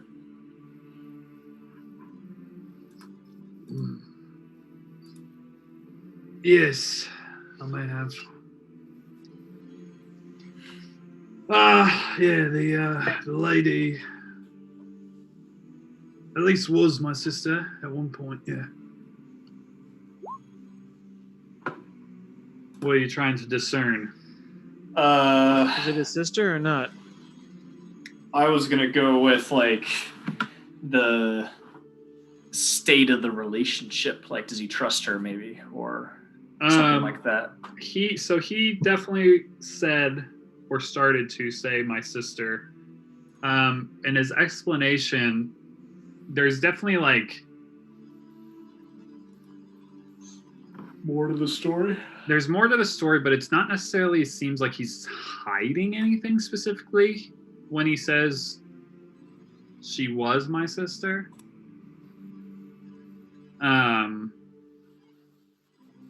He's being forthright, but yeah, there's definitely more to the story than that. But he doesn't seem like he's being obviously deceptive, other than the fact that he didn't want to say my sister, but he may be a little tipsy. So he may be a little more forward with some of the things he said. It's not something I want to talk about. But yes,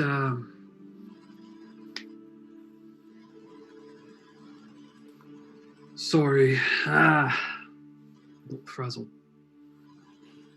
A little too much of that dwarven stuff, I guess.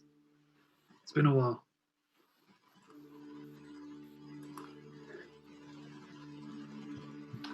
How'd you first meet Yofun? I've known Yofun for a time. He came forward to us. We were out looking to meet some people, trying to take them into the city from a village to the south of the Lumnik. When we first met him,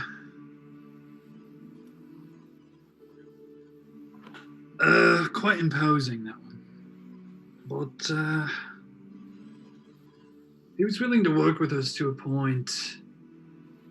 I don't trust him fully, to be 100% honest, but that seems obvious.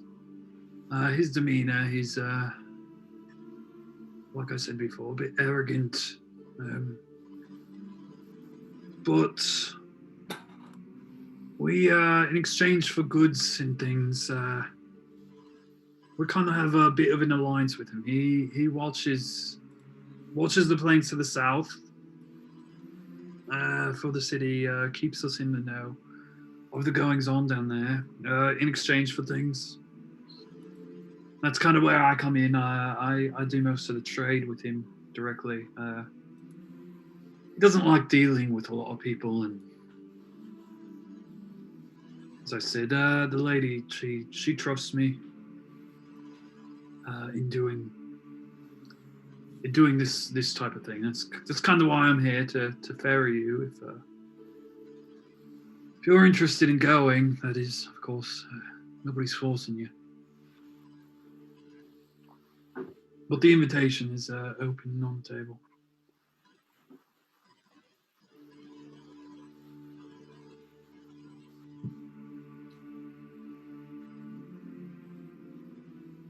Does this have anything to do with the Chaos Legion?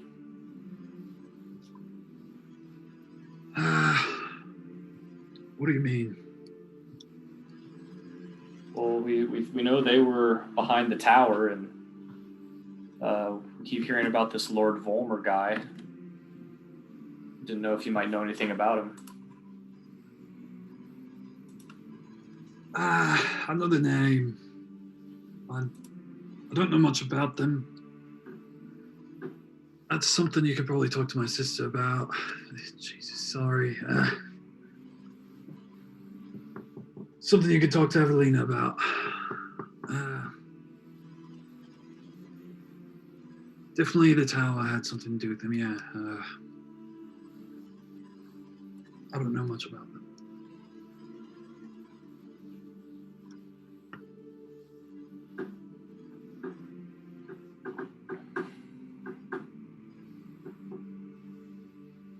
Well, Yufun promised me there's a chance I could ride on his back if I help take down the tower. So I'd love to stick around and wait for him. But Sure, no, I get it. We can wait a while. As long as you like. I'm supposed to wait for him to come, so I'm happy to sit and wait as long as you need. And if he doesn't come, do you think you could give wee Stephen a ride on your back? Give me enough of that dwarven ale, and I could carry the lad around on my back. I don't think it'll be the same. I'm second. Oh, my friend Chaudhry, the bulk of this, you're going to want to go to your customers for some precious coin in your hand. I think we can do well together, but don't you worry. I have a good feeling plenty will find its way into our bellies.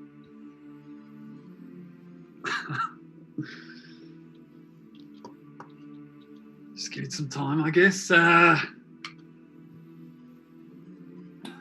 what do you think? How long you guys want to wait? Asks Chaudhry as the DM. Yep.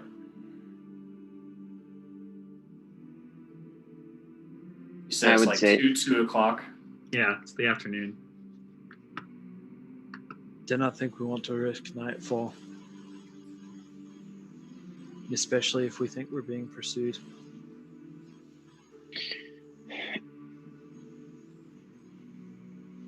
I agree with I was going to agree, yeah. I agree with Arthur. Give it another hour or so, and then either we decide to move north or hear your sister out. I'd really appreciate it if you just called her the Lady of the Hollow or Lady Evelina. Prefer. Anna will smile and say, Lady of the Hollowed is. Family is difficult. I appreciate that. Is there any chance we can use one of these stones and set it upon the riverbank and hope that your phone might pick it up and we can communicate with him through that? Hope you're not asking me, because I don't know what the fuck you're talking about. Tossing out that idea to the wind. Or hear me out. We leave Morseal there to wait for it.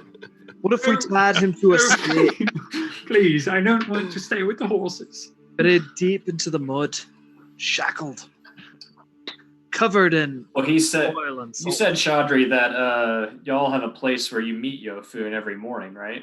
Near the Yeah. hollow? Yeah, I'd be able to relay the message that you're inside. I think that Like I said, I don't meet him every morning. I wait for him for an hour. Well, right, And but if he knows- wants to talk, then he'll show Yeah, up. yeah. No, I understand. He But does. He if- does what he pleases.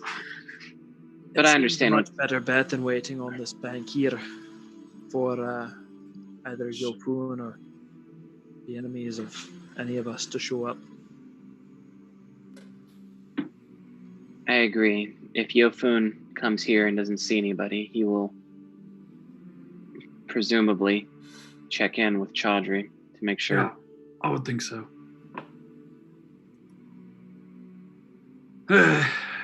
On that note, if any of you would help me push this this chest here into the murk, I don't think he wants it hanging about. And he'll kind of like walk over, start putting his back into the chest, and not move it at all. Is everything out of the chest? Yeah, I presume everything is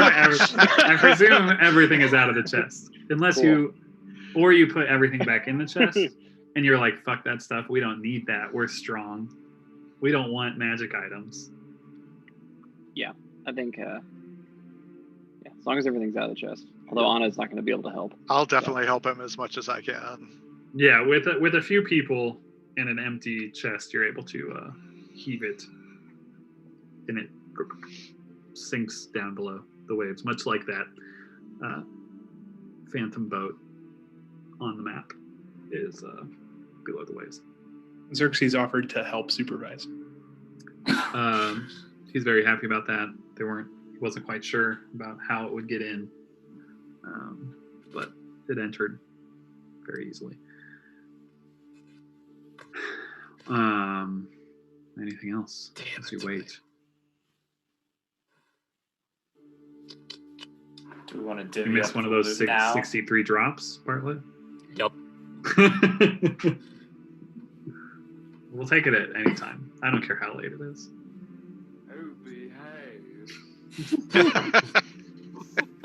Amazing. I'm scared to know what some of those drops are. Yeah, you guys want to divvy up that sweet loot? Or throw it back in the ocean? You just want to start at the top, Michael, and we can raise our hand and roll off. Yeah, I would love to.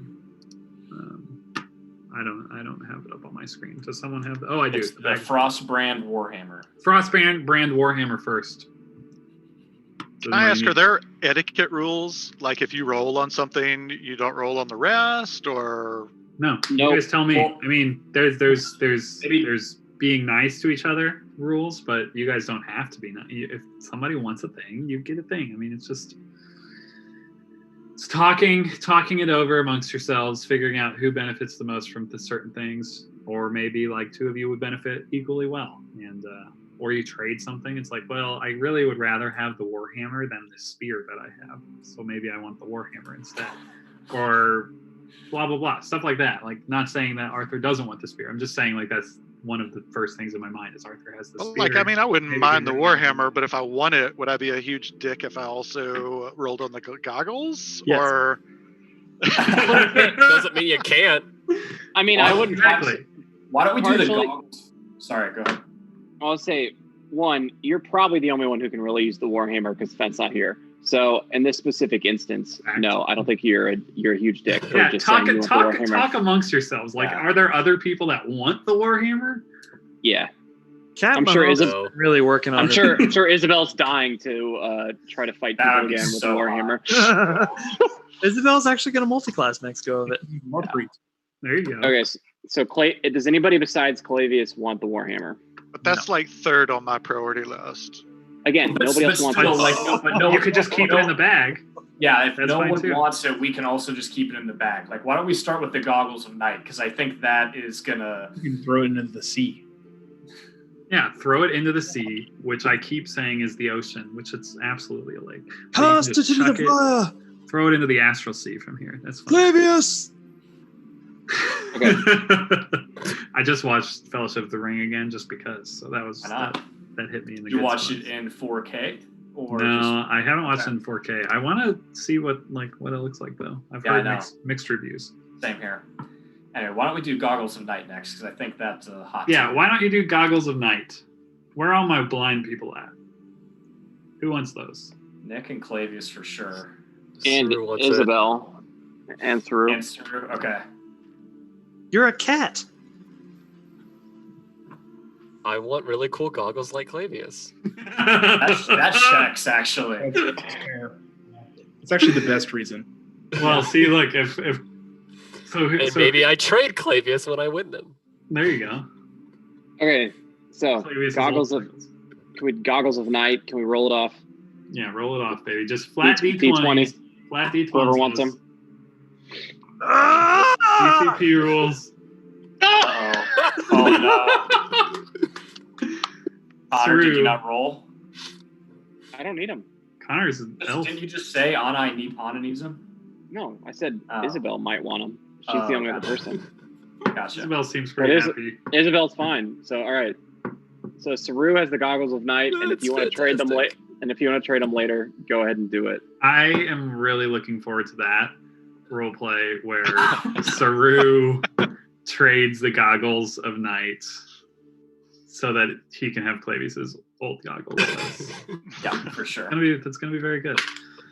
All right, then we got the horn of. All right, unceasing Saru, fury. I'm putting the goggles in Saru's. And in game, for some reason, your characters agreed that it was best for Saru to have these goggles. That's how this works. That's how the roll off works. Very Arthur and I persuasive. are very tired. Yeah. Yeah. We didn't. Yeah, exactly. You guys stayed up all night. You guys We really weren't thinking about Prefer not seeing anything for half of the day it. Yeah. Yeah. and being a disadvantage to our group for roughly half the day. Yeah. I think this is all going to work out. Yeah, exactly. Okay. Just something about it. It feels like Saru really wants these for whatever fashion reasons, maybe. He's just He never wants anything. So it's like, yeah, and he really wants these, and you're like, True. all right, we'll let him have it. Like, Yep. It'll all work out in the wash. Claws came out. And we're like, okay, cool, Saru, it's all yours, man. Oh, no claws came out. Maybe. He keeps those well hidden inside his He's box. very happy though. He is very happy. You made Saru a very happy cat. All right, what's next? Horn of unceasing fury. The Horn of Unceasing Fury. I kind of wanted that is- too. Well, roll on. Do we know? Okay. That one is an attunement item. We know that. So keep that in mind. The goggles of night are not non-attunement. Not attunement. Yeah, you can pass those around on the Otherwise- watch. Meta-wise, I wouldn't mind Isabel throwing her hat in on this one because of the action economy. Fair. Just saying. Yeah, feel But free to Saru's the only one who wants it. meta talk about these things too. I don't. Only one because it's kind of a musical instrument, sort of, kind of. It Maybe. seems to work as Ish. function as one. well, To some extent. Is anybody going to roll Saru for it? I mean, I don't. Yeah, if no one Yeah. else is gonna take it, then I would grab it. I Okay. would from a role play standpoint, not from a battle standpoint. But That's fine. Clavius has got his eye on it. Okay, so It Clavius is and a large Saru. drinking horn, right? Anybody else going to roll on it? 9. Nope. All right. All right. Clavius, Do it. Saru. Maybe Steven will roll for it. Just Fun wise. Nope, not Clavius. Nailed it, Clavius. I'm not going to be a huge dick if I win everything, right? Didn't want it that bad. Amazing. I have my own instruments. Steven, are you Steven? rolling on this one? I can. Oh wow, there you go. All right, Saru. It's meant to be.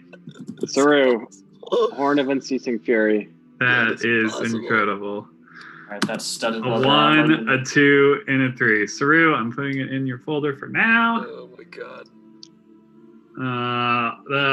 Studded leather +1. Necrotic resistance. I would like that one. Anna's gonna roll on it. Anybody else? Clavius. Probably wouldn't fit. Yeah, what's the use? Yeah, Clavius, what armor are you wearing right now? Did you try any this morning? I guess I didn't say I tried anything on at all. Yeah, I guess you kind of ended up walking down. Wow. I get closer to Steven in case he has to put armor on me. Yeah. All right. Okay. Me and Xerxes. Yep, necrotic armor resistance. God, these are terrible rolls. 7. That's a lot. You can't throw your hat in after you see the rolls. Anna, it's going in. It's going in the bank. I mean, you have a 14 AC forever. That is an attunement item as well. What do we got next? Sending stones. Sending stones, which, that's kind of a group thing. How do you want to split them up? You can decide later, or you can just keep them together for now.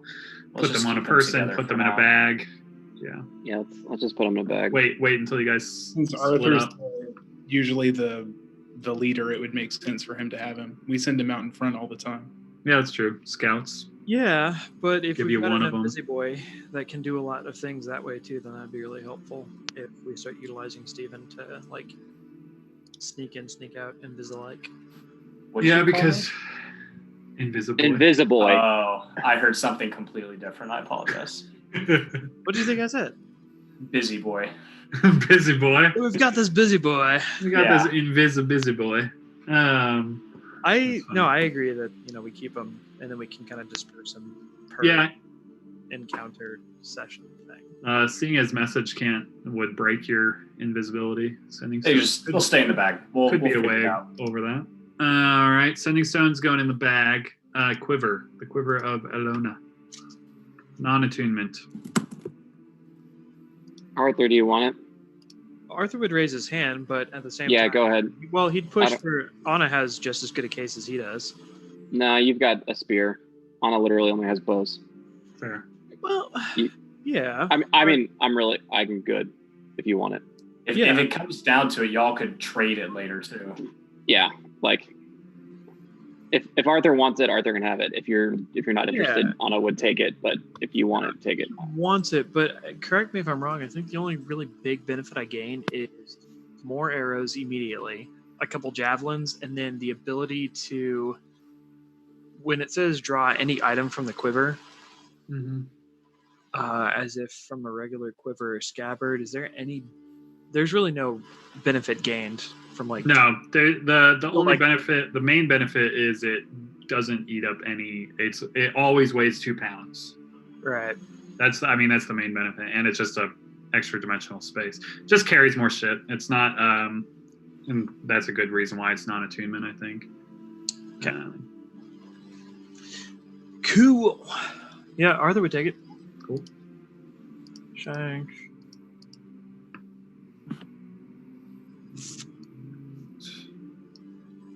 Seal thing. And then who's going to be the bag of holding person?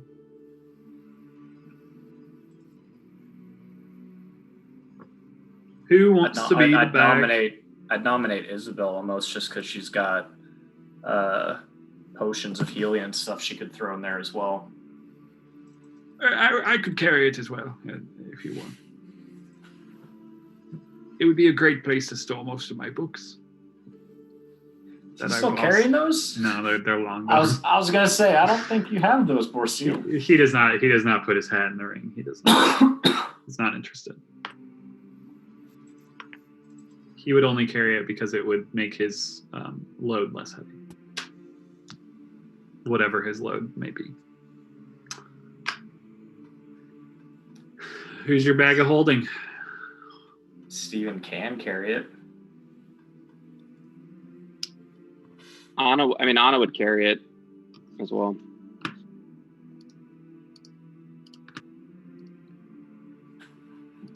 And the guy that disappears during combat. Yeah. Definitely a good choice. It's all yours, Anna. Cool. Anna, bag of holding. All right. What are you doing with the ball? You putting that in there? Mine. Carrying it? Steven's carrying it. Carrying a bowling ball in your purse? Yeah. Okay. Interesting. The bowling ball in your pocket. Where are you putting it? My bag. All right. Put it in there as a ball of roll. I just need to know. That's what Steven would do. That's just for me. That's just for Marshall me. probably would do it, but Steven would do it. That's just for me to know. I know. Just need to know where it is. We'll have our Pippin moment later. Don't worry. I don't know what that means. You definitely know what that means. Yeah, I do. All right. I was gonna say, if you don't, you literally just mentioned you watched Lord of the Rings. Like Only the first one. I didn't watch the one with the cool ball yet. Haven't got there. it's in the first one. Is it really? Yes, it is. He gets his hand on that thing in the first movie? Pippin doesn't, but the ball is in there. Oh, okay. I got you. I gotcha. Palantir. Beautiful. We're going to take the 9:26 break as is tradition. 9:26 and 22 seconds. And that's because the cat is actually his real character. It's funny how it took Before we like get 10 sessions to show up. Before we get started, both meta-wise and role-playing, would people be all right with Steven using some of the bank GP to copy over Fly and maybe dispel magic? The old bank gold pieces. Don't care. It's money. Don't care. Cool. Gonna do it. Arthur's gone. We'll say he offered his platinum. Yeah. He offered that sweet platinum that he's done. That'd be tough. That might start a fight. He already tried. An actual fight. All right, well, we'll see if Arthur logs in again or doesn't. So with the bag of holding, and maybe Clavis, you're doing this, how do you keep track what's in it? Or do you just let yourself go over 500 pounds on encumbrance because you think you're good, because you just assume you're stuffing shit in the bag? Well, what I've traditionally done is, like, Michael put the bag on my person, the handy haversack, and there's like a listing of everything that is in it, which is outdated. Oh, I haven't looked at it in a while. Oh, this is perfect. I've been wondering what some of this stuff was. This guy. And then, like, on my character sheet, then whatever I have in the haversack,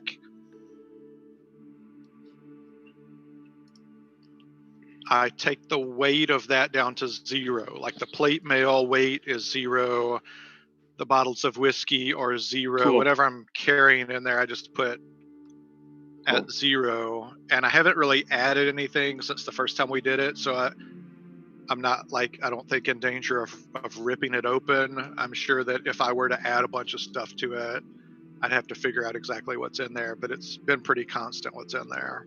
Why don't you make it a public handout? No. I'm talking not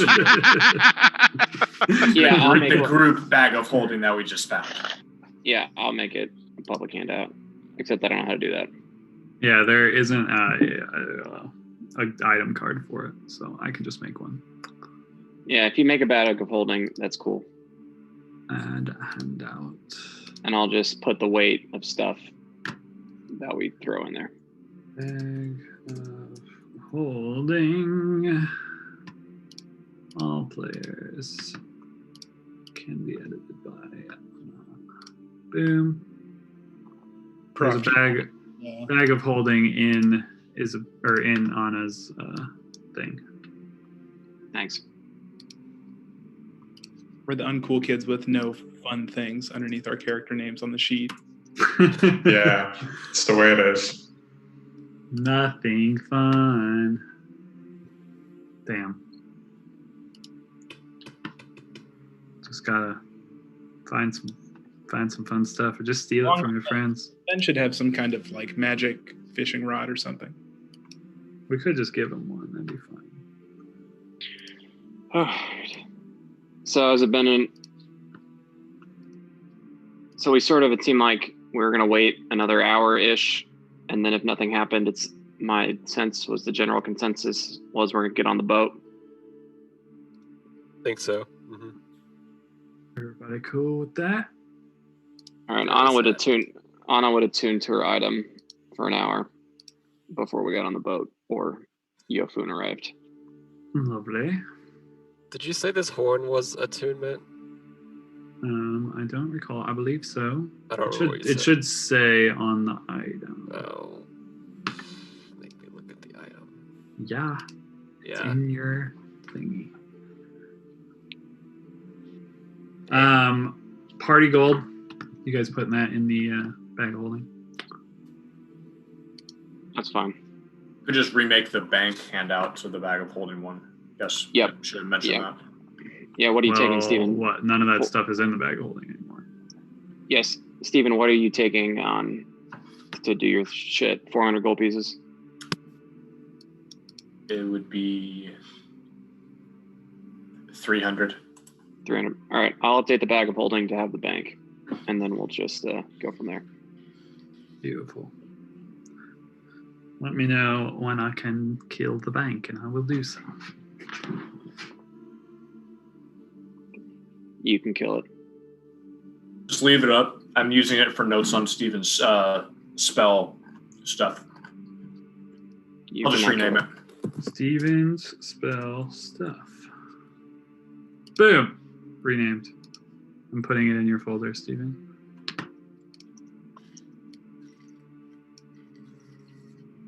There we are.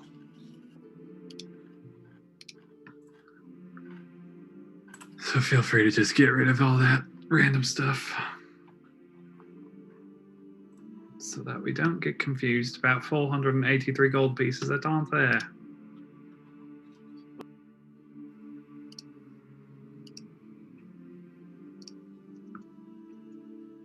Alright.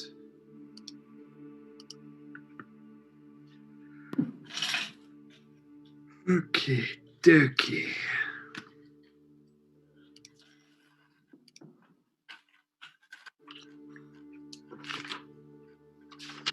I'm gonna get rid of this note sheet.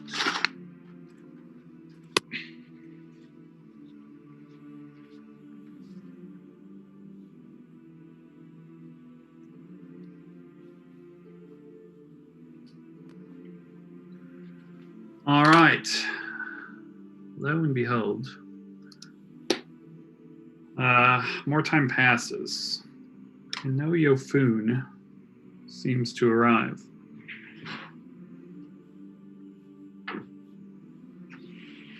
What would you like to do with that information? As a ghost enters my room and the door slowly creeps open. It's coming from inside the house.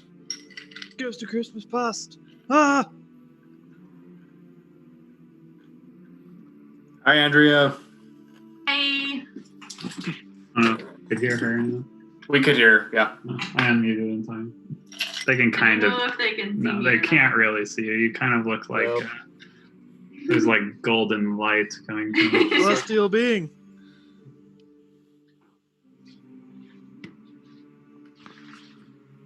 All right, so Whichever you know, going.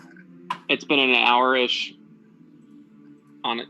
People attuned to whatever items if they've chosen, and then I think we're leaving on the boat Beautiful. and leaving the horses to die. Just leaving the sad, nameless horses. Unless somebody's got something else to do with them. Snack for Yofun. Yeah, that was kind of the. The horses just graze on the grass, just hanging out. They seem fine. So yeah, does everybody attune or need to attune? Just for reference. I did not attune. Does Specifically? attune do more than the identify spell? I mean, you would. Does it do more? No. I mean, to use an attunement item, to use its properties, you need to be attuned to it. So, but like spending another hour with the bowling ball won't do me anything at this point. You wouldn't think so, no. Okay. But if you want to use the things an attunement item can do, you need to be attuned to it. Did anybody take that Warhammer? My audio was out for a while. You did. Yeah. Oh, I don't did. think anybody went for it. Yeah, I think it should be in. Yeah. I What a didn't booby prize. Just did not move it there. Did we discuss if tabaxis have dark vision or not? Yes, they do. They do. We can discuss that on the boat if you guys want to argue us through. We're gonna go drown some cats in some sacks. Amazing. Cat Mahomes didn't deserve that. He's gonna be the one holding Saru under. He's the one that really wants the goggles. He wanted those goggles. Plot twist: the cats are plotting against Arthur. You never know. They might speak the same language. Aligns with Saru. Totally abandoning. The last thing you see are claws. Ow! That's not needing. Ow!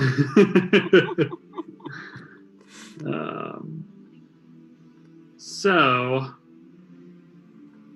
what happens as you guys decide as the afternoon starts to turn is Chaudhry will walk over with that small shoebox-sized wooden case and kind of put it atop the water, speaking a command word, as it were, and unfolding from inside is this vessel. To describe it, I believe. Let me just type in the compendium. Yep, that's the one. Causing the box to unfold into a ship 24 feet long, 8 feet wide, and 6 feet deep. Ship has a deck, rowing seats, 5 sets of oars, a steering oar, an anchor, a deck cabin, and a mast with a square sail. The ship can hold 15 medium creatures comfortably. So, with a lot of you, you should be good. Cannot fit a horse. Apologies. Maybe one horse? It was like, yeah, what is... What's the size You commercial? could maybe fit one horse if you really wanted to. But there would be no other room in the boat. The boat would be completely full. But it is an option. You could technically fit one horse if you want to. I don't think we need the horses. Yeah, let's leave 'em. Chaudhry will tell you there's no stables where you're going.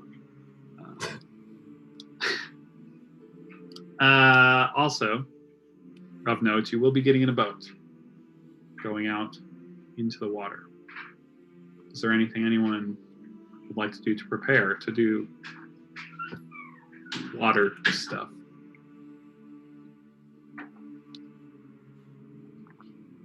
No?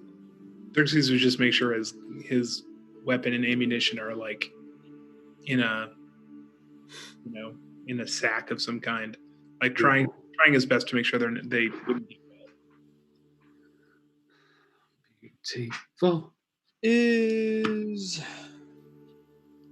there, when it says, like, for the coiled plate, there's no strength requirement, does that do anything for having disadvantage on swim checks? What's the weight on the coiled plate? 45. Yeah. It is still considered heavy to that nature. So it would make swimming a bit of a worry, I would say. You wouldn't sink like a stone, so to speak, but you would have to be confident in your swimming ability. So like strength, athletics, for moving amongst the water. I like that face just as you're mulling that over. If you're already at disadvantage, just swear it. I'm either gonna live or I'm gonna die.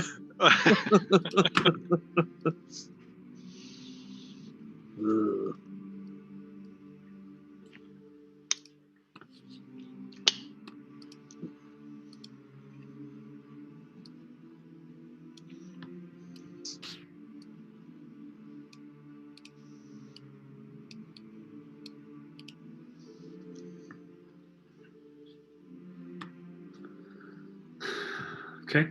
Everyone Yeah, good? think we're good. Yeah, if this thing capsizes, we're going down.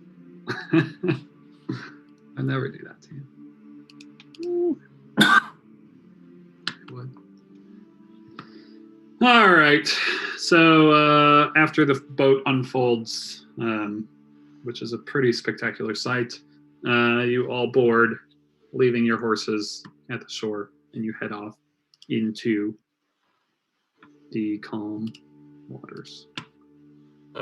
As the boat casts off with his brand new shiny horn, he'll just go to the front.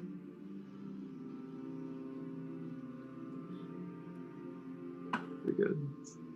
A little low, but very good. And you conjure a bunch of ale or something? No, I didn't attune to it. It's just a horn. It's just a horn. It's just a horn. Love it.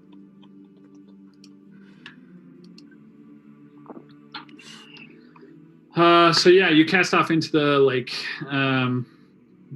He starts rowing, asks a couple of you to grab some oars to propel your small crew.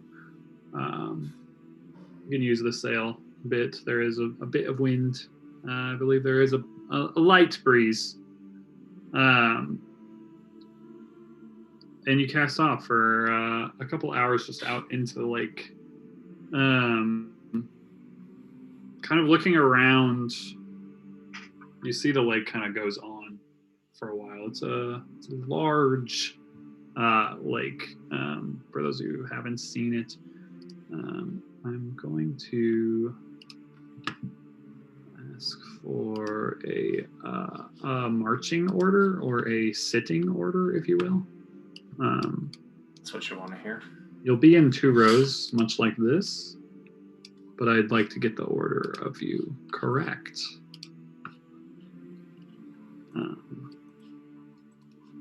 Chaudhry will take the back as to steer.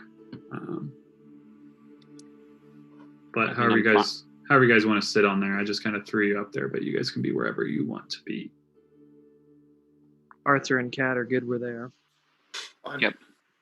You guys love it? You love where Good. Sure. Don't blame I feel me. that we're the real powerhouse. We're the real engines of the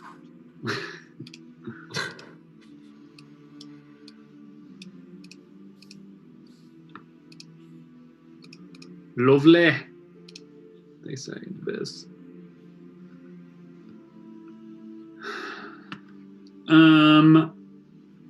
So you see most of the trees around this region have long turned, and their colors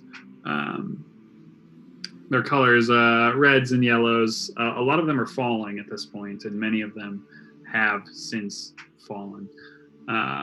Where you just see these craggy trees reaching towards the skies. And then to the north, where the foothills kind of start taking shape, and this large looming mountain closest to you, the trees kind of start turning. A lot of them are evergreens, and just this green sheet kind of going up to the mountain to a point where the tree line subsides, and just mountain capped with lovely, lovely snow, which the north will be seeing soon. We would think. But it is a pretty calm water out on the lake. And you guys are able to do whatever you need to do if you want to have any conversations while you're going out there. Am I able to... Sorry, keep going. Oh, you are not asked to, don these basically like cloth hoods that he has. He said he'll let you know, but that won't be till we go inside the cave, and he kind of points in a direction, but you can't see anything from here at this point. But yeah, the sun is beginning to set. It's still light. It's not dark, but it is. The sun is in the setting stages. What were you asking? Can I start copying a spell and then like get it interrupted and pick it up, or does it have to be continuous? No, you can start and pick it up. All right, then Steven's going to start with fly. Lovely.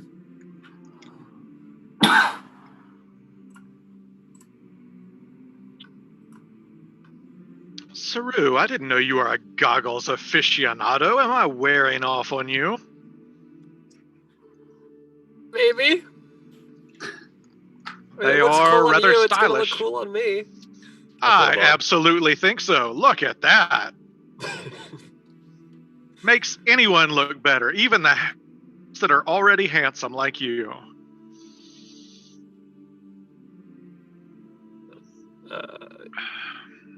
Yeah, I don't know. Cats don't blush, so I don't know what I would say. Yeah, I did notice a couple of you wearing those. It is getting dark out. You still gonna keep those shades over your eyes.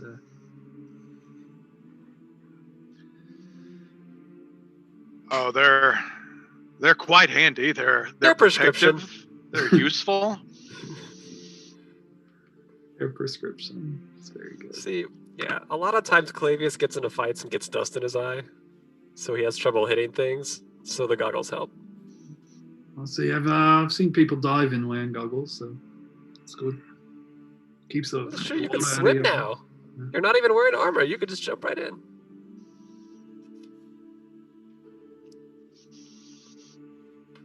So did who was it that spent the hour looking at the goggles? Arthur. Arthur. That was Arthur. Arthur, is that public information? Yeah. Yeah, he made it very public. Yeah, everybody knows. Everybody knows what everything is. Oh, damn. It's also public that that 7 that he rolled, in case you can't hear it in his voice. Saru, I've got to say, Biden didn't help you there. You've never looked so good, and we've known each other for a while, right? We go back years at this point. I remember the first time we met. You he's gonna hold up a hand, take the goggles off, hand them to you, and say, "Even trade, right?" Even you trade? knew what that was gonna happen. Yeah, here's these goggles, I get yours. We still both get to be cool. You get to see in the dark. Done. And he will pull his hood over as he takes his off and exchanges them and puts them on. And he will look over at Arthur and say, after... no, he wouldn't say that in front of Chaudhry.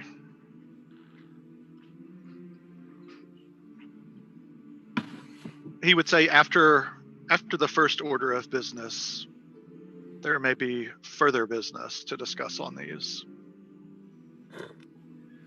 Maybe Xerxes can make another pair. Yeah. Meaning he wants to sell the whiskey first, and then he'll deal with the potential trading of goggles after that. Amazing. What time of day is it? It is evening. The sun is beginning to set. Okay. Beautiful. Gonna have to go in and edit that token so you can be able to see in the dark. I don't even know how any of the dynamic lighting works anymore. It's all changing. It's all very confusing. My word. I think that did it.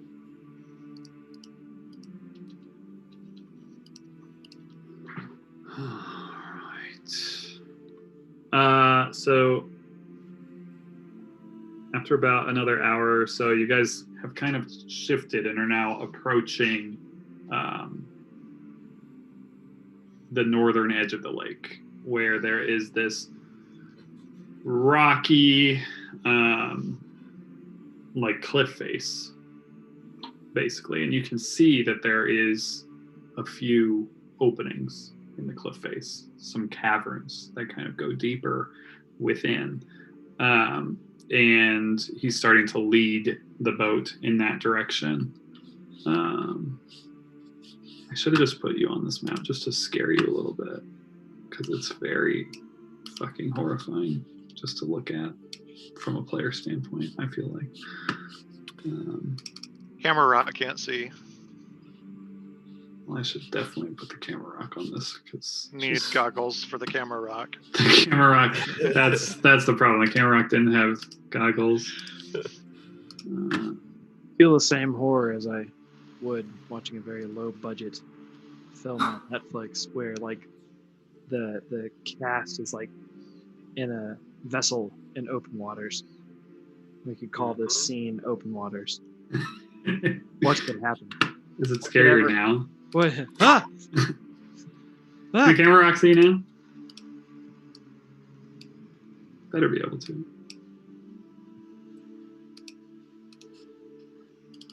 Can Clavius see now? Oh my. If only this Hey, was a budget can. with good dialogue. Damn. Oh, he just got chucked off the map, though. Yeah, I was just Oh, there trying he to is. see. I was just trying to see if you could still see. He gone. So yeah, you're traveling in this boat, which is very fun. Very fun. There used to be tales of this monster living in this loch. Some Is this the would time see for it, that? some wouldn't. In the mists and the moors, when the fog parts, some would see her. Nessie, we'd call her. You want me to put a lake monster in? Okay. All right. So as you approach, you get led in, and then kind of this darkness overtakes the boat. I mean, it's still light enough inside, and Chaudhry lights up a torch, one at the front, one at the back of the boat, and starts kind of directing the boat himself. And you can see ahead is like this wall of even more, like there's basically a bunch of forks in this cavern.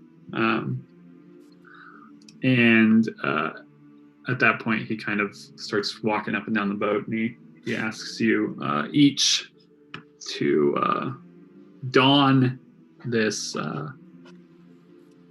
basically sack, hooded sack to kind of place over your head. And he's like I said before, this is I know a bit uncomfortable, but it's important that we don't let the location of this place out just to anybody. In time, the more trust you gain here, the more likely it is that we'll give you the location, explain everything to you, the passages that we take. But this is more about protecting the people here than anything else. And And Yofun trusts y'all enough. But he's not the one fully in charge here, and so we got to do what we can to keep everyone safe. I hope you understand. But I can't really go forward until everybody covers up their eyes. Kind of hands those bad boys out.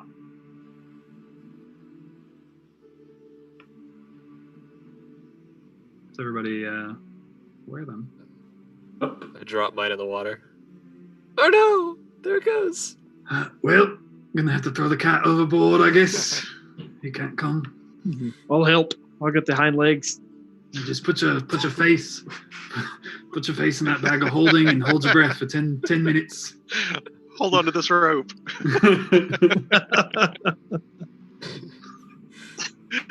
No, I put the bag on. Yeah, I'd put it on immediately.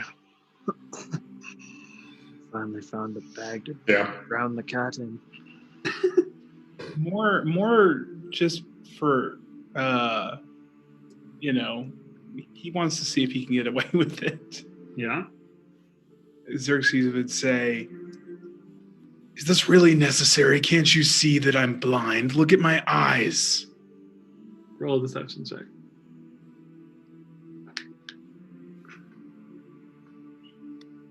Where'd my sheet go?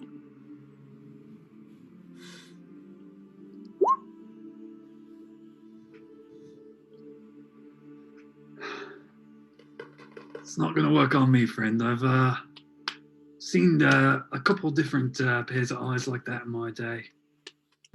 I've been watching you all day. I know you can see. He'll just laugh and say, "You can't really blame me, can you?"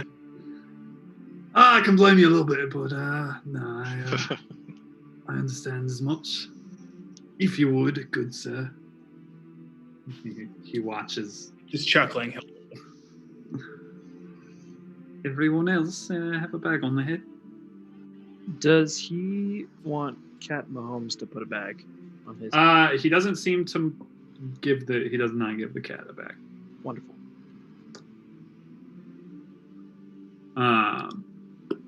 And shove off a little longer. Eventually, he warns you. All right, we're going to land here for a second. Don't mind the bump. And you feel the boat kind of come to an edge. This was about after 15 or so minutes. All right, I'm going to escort you out one by one. You can climb a ladder fine, I reckon. Don't worry, your cat seems to have found a way up himself, I believe. And he will start escorting you one by one, kind of out by the arms. And you'll find this ladder in front of you, which he'll have you climb upwards.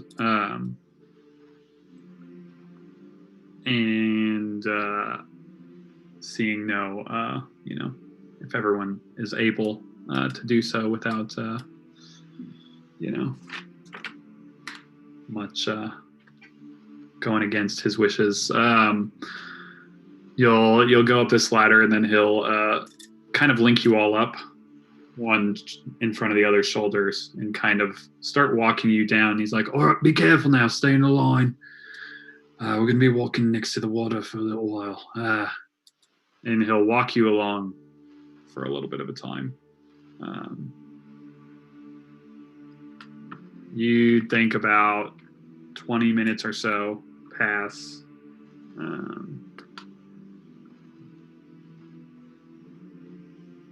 All right, we got one more ladder here.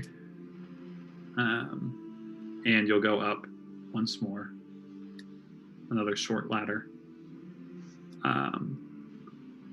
And then he'll have you all kind of wait.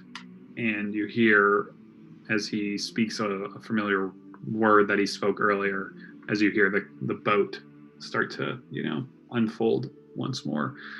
All right, well, getting back in the boat. You'll be able to take your masks off soon enough. And one by one, kind of start placing you each in the boat. as easily, and he'll say again, like, "You got quite the impressive specimen here. I've never seen one taken to humans quite like your cat does. Northern lynx, if I'm not mistaken. He's been following us just fine here. There's there's a few paths I didn't know about back here, apparently."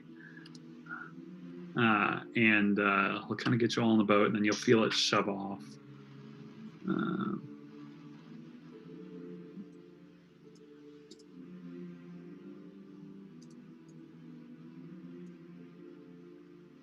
And you're then moving.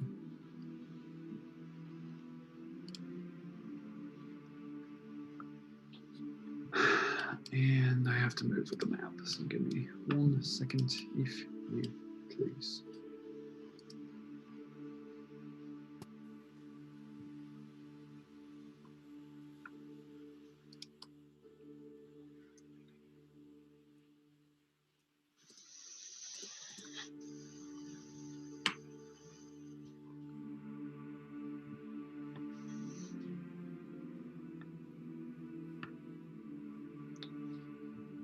Let me get us on another map.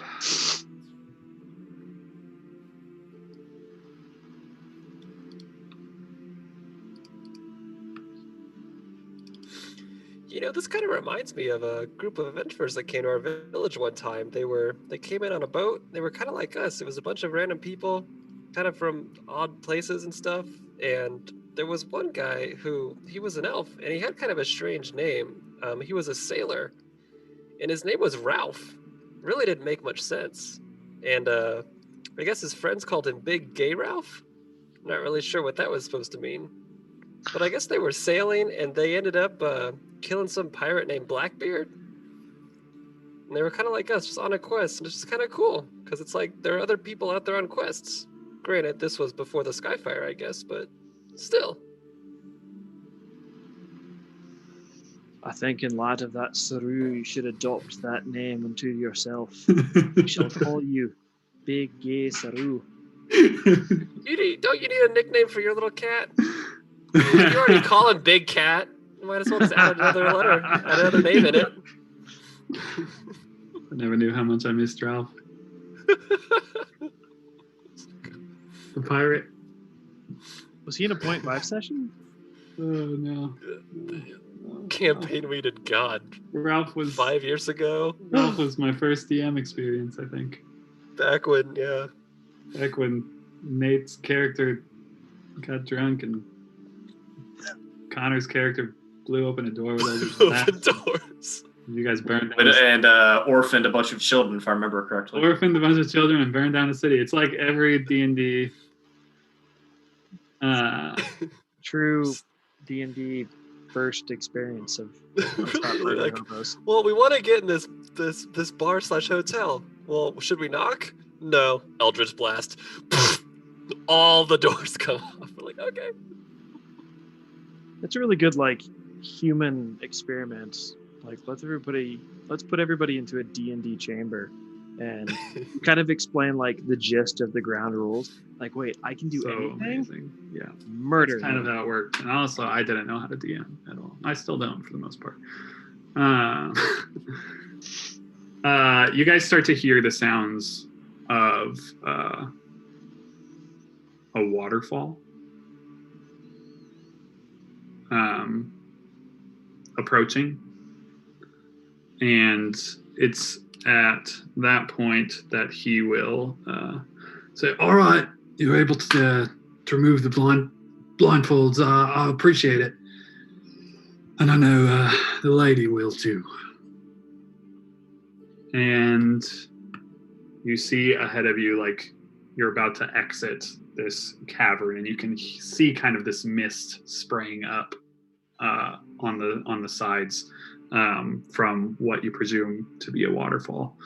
And you exit in this massive cavern that you see before you is this, serene looking lake that you are sailing on. and a city that is kind of stepped up and back and set into the cave wall. There are pillars of stone that kind of go from the base to the roof, and they kind of like get skinnier in the center and then rise. It's almost like stalactites and stalagmites that are kind of like meeting together in the center and just kind of rise up to the ceiling. Some of them stop about halfway from both sides, but many of them just connect. And they just like, it almost looks like you're looking into a forest of these massive like redwood trees or something as they like kind of keep going back of this, you know, stepped stalactites and stalagmites.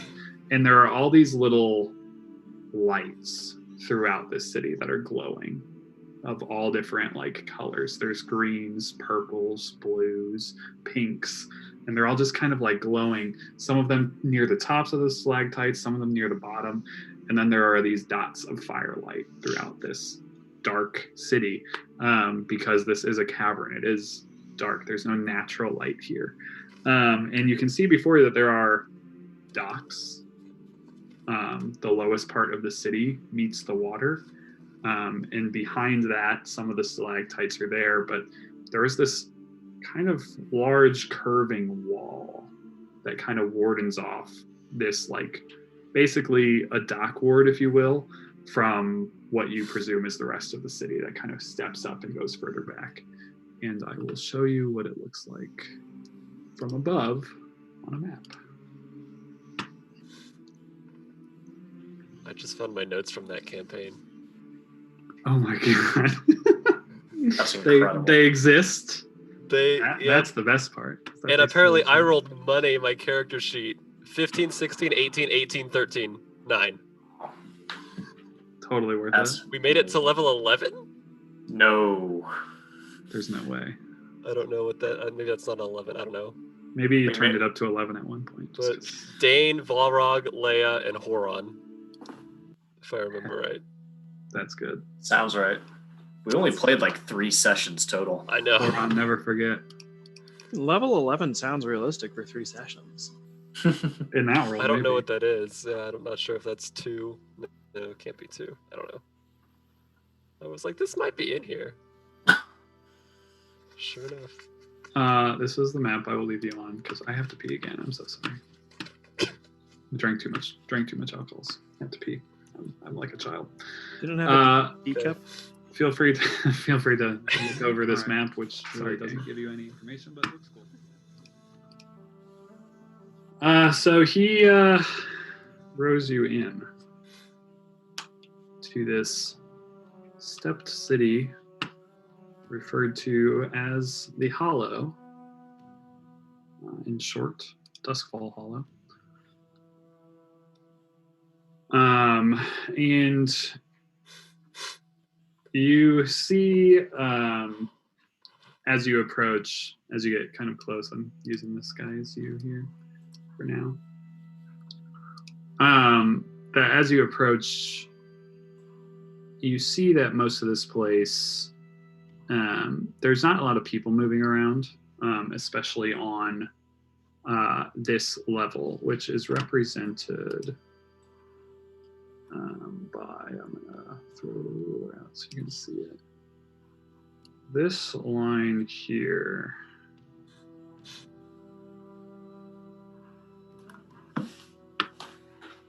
there seems to be this kind of like large wall that is built. Oh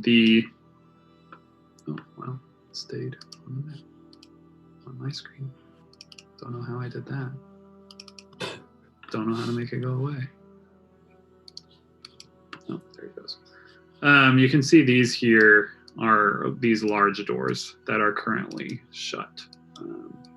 Probably can't see all of them, but from above, you can see them on the map. There are these big white doors. And this like small section of the city is the lowest section. Chaudhry will tell you that this is the Stonewater District, as it's referred to, and that it is the district that houses the main like military force of the city, like the guards, which are called the Candles.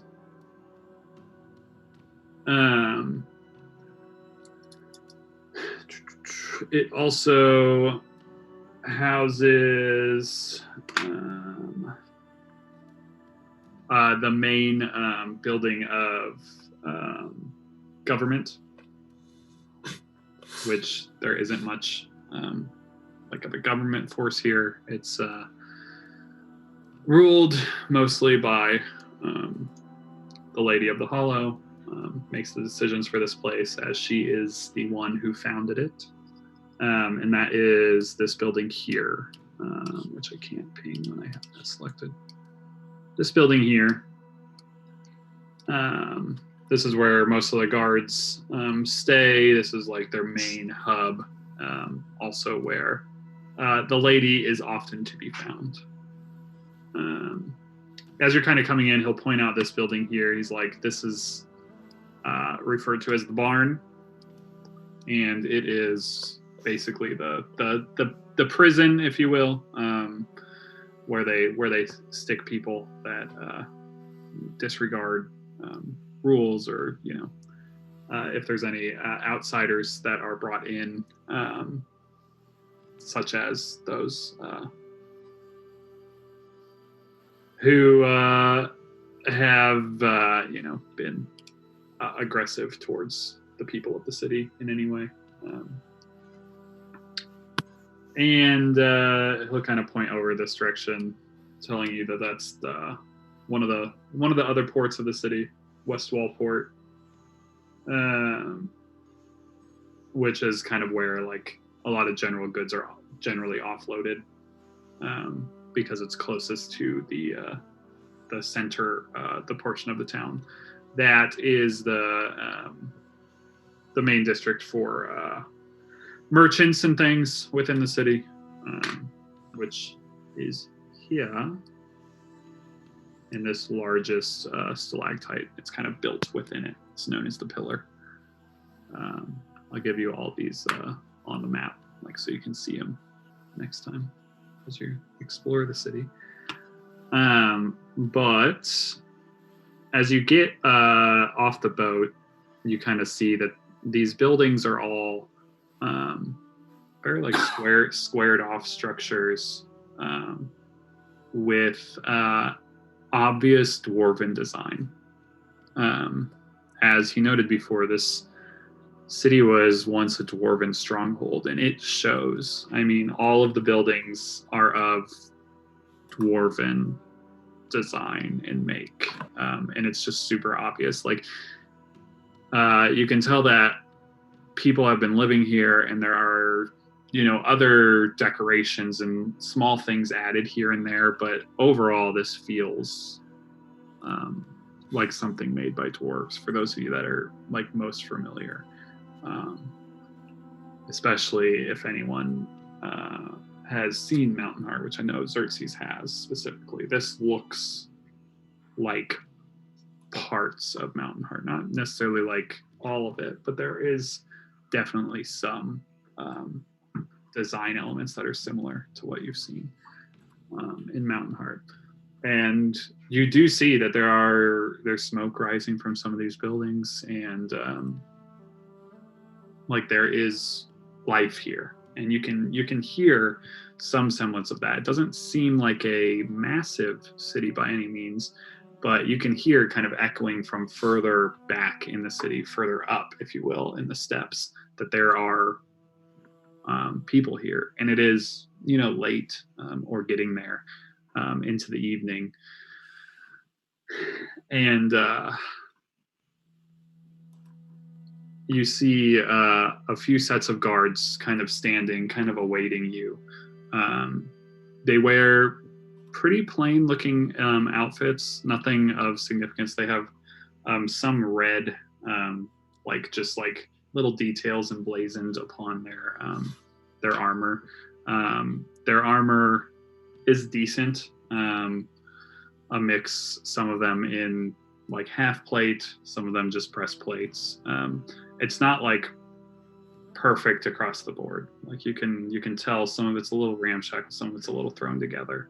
Not everyone is of dress, and you only see maybe 10 or so guards kind of greeting the group of you at this point. And Chaudhry will tell you that he is gonna escort you to see the Lady of the Hollow if everyone's prepared for that. She should be ready to meet you because basically she would have been expecting you by now. Does Arthur recall a city or civilization living on the Lamnak before the fall of everything? Is that like a thing, or is this more? So there were villages on the Lamnik, but nothing like this. No. And so what he said, or what he mentioned earlier, was that this city in particular has been around for about 27 years. Okay.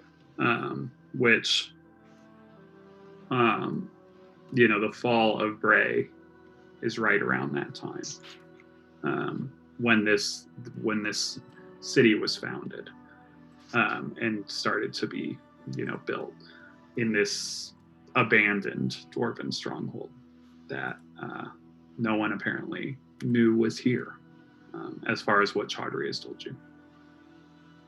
But yeah, there's small villages around the lake, but nothing of like huge significance. But there are some small villages kind of dashed around the lake, or there were, at least.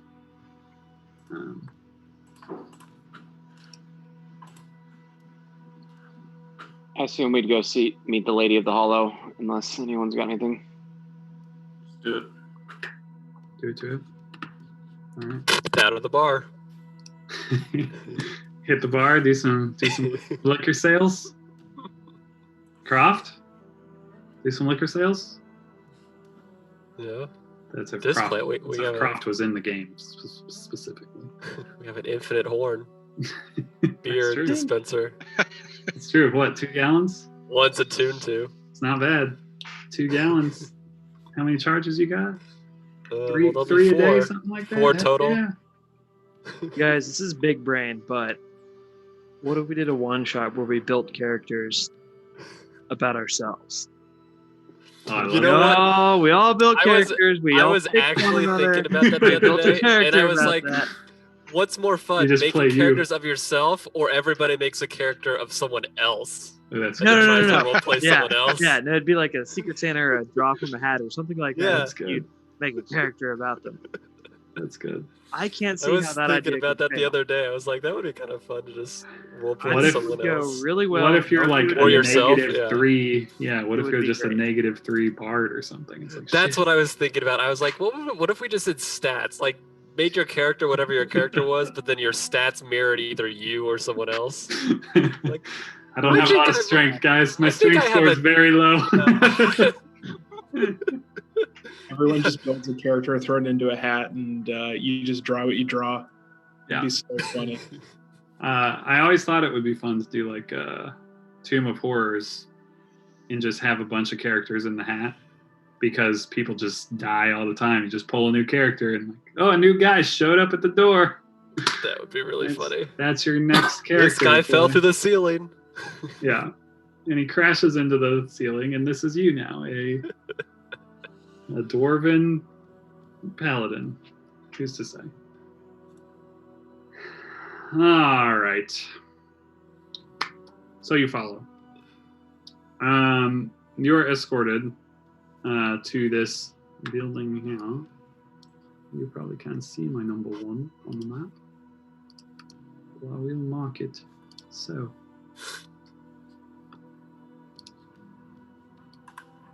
This building here, marked number 1. And you are escorted kind of into the building, which is surrounded by these stalactites that kind of go up to the ceiling. I keep saying stalactites. They're probably not stalactites if they go up to the ceiling. These pillars that go all the way up to the ceiling. Much like the other buildings around it, this is a very dwarven-looking building. One of the largest that you see just in your current area. of taking in this city. And 4 guards, known as the Candles, are stand posted outside, and they will walk you into the interior of the building, which is also distinctly dwarven.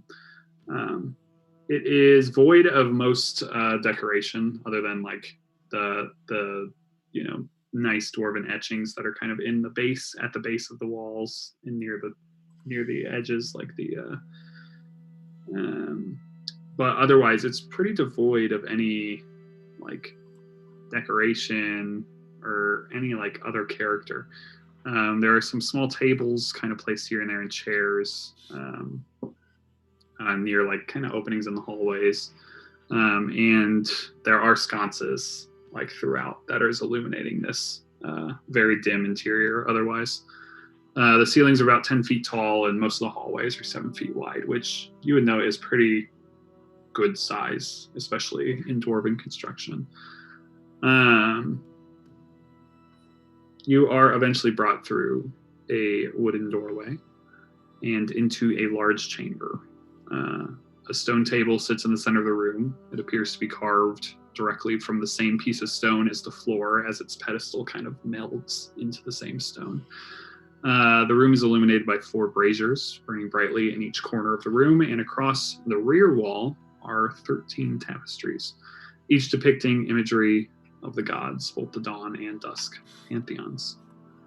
Sitting in the center of the long table on the far side, beneath a midnight blue tapestry emblazoned with a large white crescent moon with 2 diamonds kind of dangling from its peak, is a young-looking woman. She has smooth, pale skin, jet black hair tied into a long braid, which she has draped over her shoulder. Something about her appearance, as you kind of look at her, you almost would consider to be of unnatural beauty, but it's kind of hard to place your finger on exactly why that is. She wears a finely crafted breastplate with red gem inlays. It appears to be ceremonial rather than functional, beneath which is a fine dress of white and blue silks. Her eyes are a milky white, where an iris might regularly be, is only this kind of golden hued glow.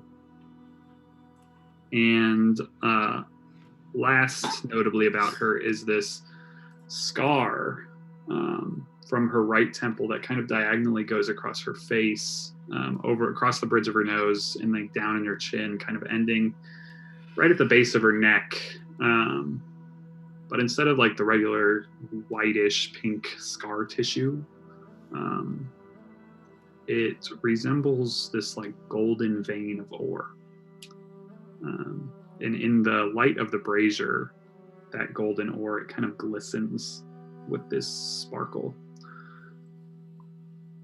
She sits with her hands crossed upon the table, and as you all kind of file in the room, this long table, she kind of like motions her hands out as if asking you all to take a seat, which you see this long stone bench on the opposing side of the table to her.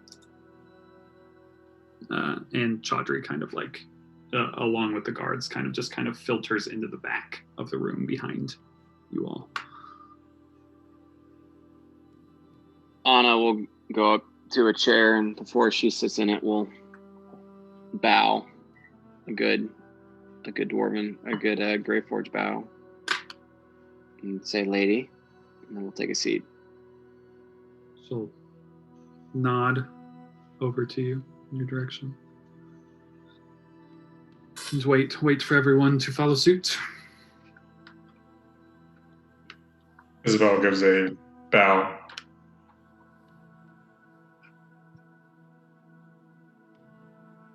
Xerxes scoffs at the other two and just sits down and puts his feet on the table. Lovely. Remembering how poorly his brave salute went, Clavius will give just like a slight head nod and sit down. What was the one guy's name that brought us here? Chaudhry. Chaudhry. Chaudhry. Walking towards the chair, I'll look over and wave and be like, "Hi, Chaudhry, sister." Oh, God. It's like we took the cat out of the bag. Those of you looking at her see her narrow her eyes a bit, not in the direction of Saru, but in the direction of Chaudhry in the back of the room, who's blushing a bit and just downcast his eyes at the floor.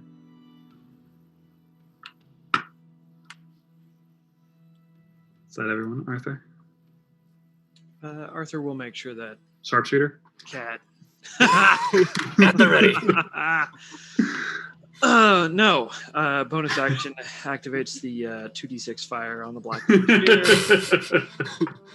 Hunter's Mark. Launches it. No, he's out of spells. Launches it.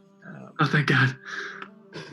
He makes sure there's like a little bit of room wherever he sits for Cat Mahomes to sit adjacent and or just behind him. And Love then it. he will arrange himself sitting in the chair, the bench, whatever.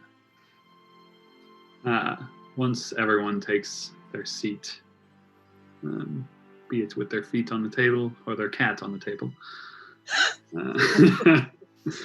she kind of looks over you all. Welcome, heroes of Bray, to Duskfall Hollow. I, as you already know, am the Lady of the Hollow. You may address me as Avelina. I am pleased fate has brought you to my city this day. I understand you have many questions, but first know this. Our world has more questions than it does answers at this moment in our long history. The mists are thick and obscure much of what we can see. And even when we can pierce the veil, we may see only glimpses of futures not fully formed. I realize I did not shift click her. There she is. I founded this place through faith. Nearly 30 years ago, I had my first moment of sight. That moment led me here, a city forgotten by the world. We took in hundreds like us, those displaced from the Great War. Those from the smaller villages not yet overtaken, those too weak to fight. We have continued to take them in over the years. It wasn't until the Great Burning that I realized what fate I was protecting these people from. The whole time I thought we were simply hiding away from the primordials, from the war plaguing the Vale. That was only the beginning. The burning was the moment my eyes were truly opened. I saw our Vale ripped from its place in the material plane. As the invaders were wiped from the earth and the celestial bodies of our gods were destroyed, they fell to the earth like a great fire, a fire that banished those outsiders. But something went wrong. For now the planes converge around our Vale. Powerful entities from beyond are being drawn nearer each day that passes. Each of them fixing their eye upon one thing, the plane of the Celestials. A pantheon barren, a throne vacant. The most powerful seat in all the planes, just waiting for something powerful enough to claim it. I have seen many heroes in my visions, champions connected to a time long past, before the burning, before the war, an era long since forgotten. And now I am seated across from a group of individuals, a group of heroes maybe, who've accomplished a task not even a dragon could accomplish. To think it not fate would be folly. I wonder what your connection to all this is, or what it will be. I know not what part you are meant to play, but know there must be a part meant for each of you. At that point, she stands up and she walks over first to where Xerxes is seated, his foot kind of sitting on the table. And she kind of leans over the table and extends a hand out towards him, as if offering a handshake. And what may I call you, sir? Well, friend and foe alike, just call me Xerxes. It's a pleasure to meet you. Welcome to the Hollow. And then she kind of moves on and introduces herself to each of you directly, looking you into the eyes, these white eyes with this kind of like golden glow just kind of beneath that white milky surface. And she walks to each of you, kind of giving you each a chance to introduce yourself to her and her to you. I will do my best to answer any questions you may have, or to show you in the direction of someone who may be able to help. We have many skilled artisans and craftsmen within this city, and I hope it can give you some semblance of safety or feeling of home while you are within these walls. And then she kind of, after greeting you all, kind of goes back to her seat at the table and begins to open the floor up to you as the scene fades to black. And we'll get into your questions at a later date. How much can we ping you directly? Hooray! Yeah, if you want to give me any hints into what you might ask, feel free. Might make my answers a little deeper. Who knows? Just kidding, I know everything. I wish I knew everything. I'm going to put a new place on your map. We now know a new location. Kind of. You know its whereabouts, generally.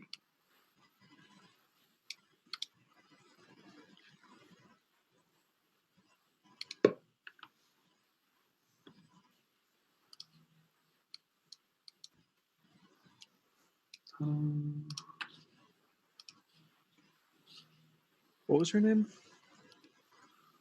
Lady Avelina. The Lady of the Hollow. Will you drop her at some point in like the NPCs? I can do that.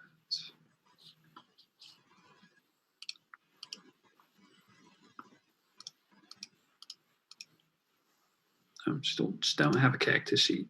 She just has a token. What the hell? It's probably the greatest transgression I've ever seen in a D&D game.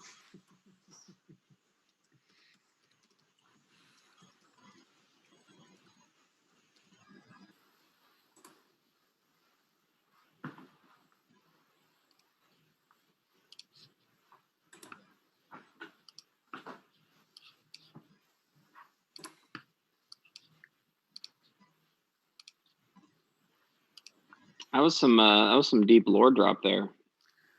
Yeah. That's what this episode will be called, is lore. The lore drop. Lore and loot, I think. That's what you mark this one as. The celestial realm being Who's to say? just chilling. That's bad. Who's to say? That's what she thinks, at least.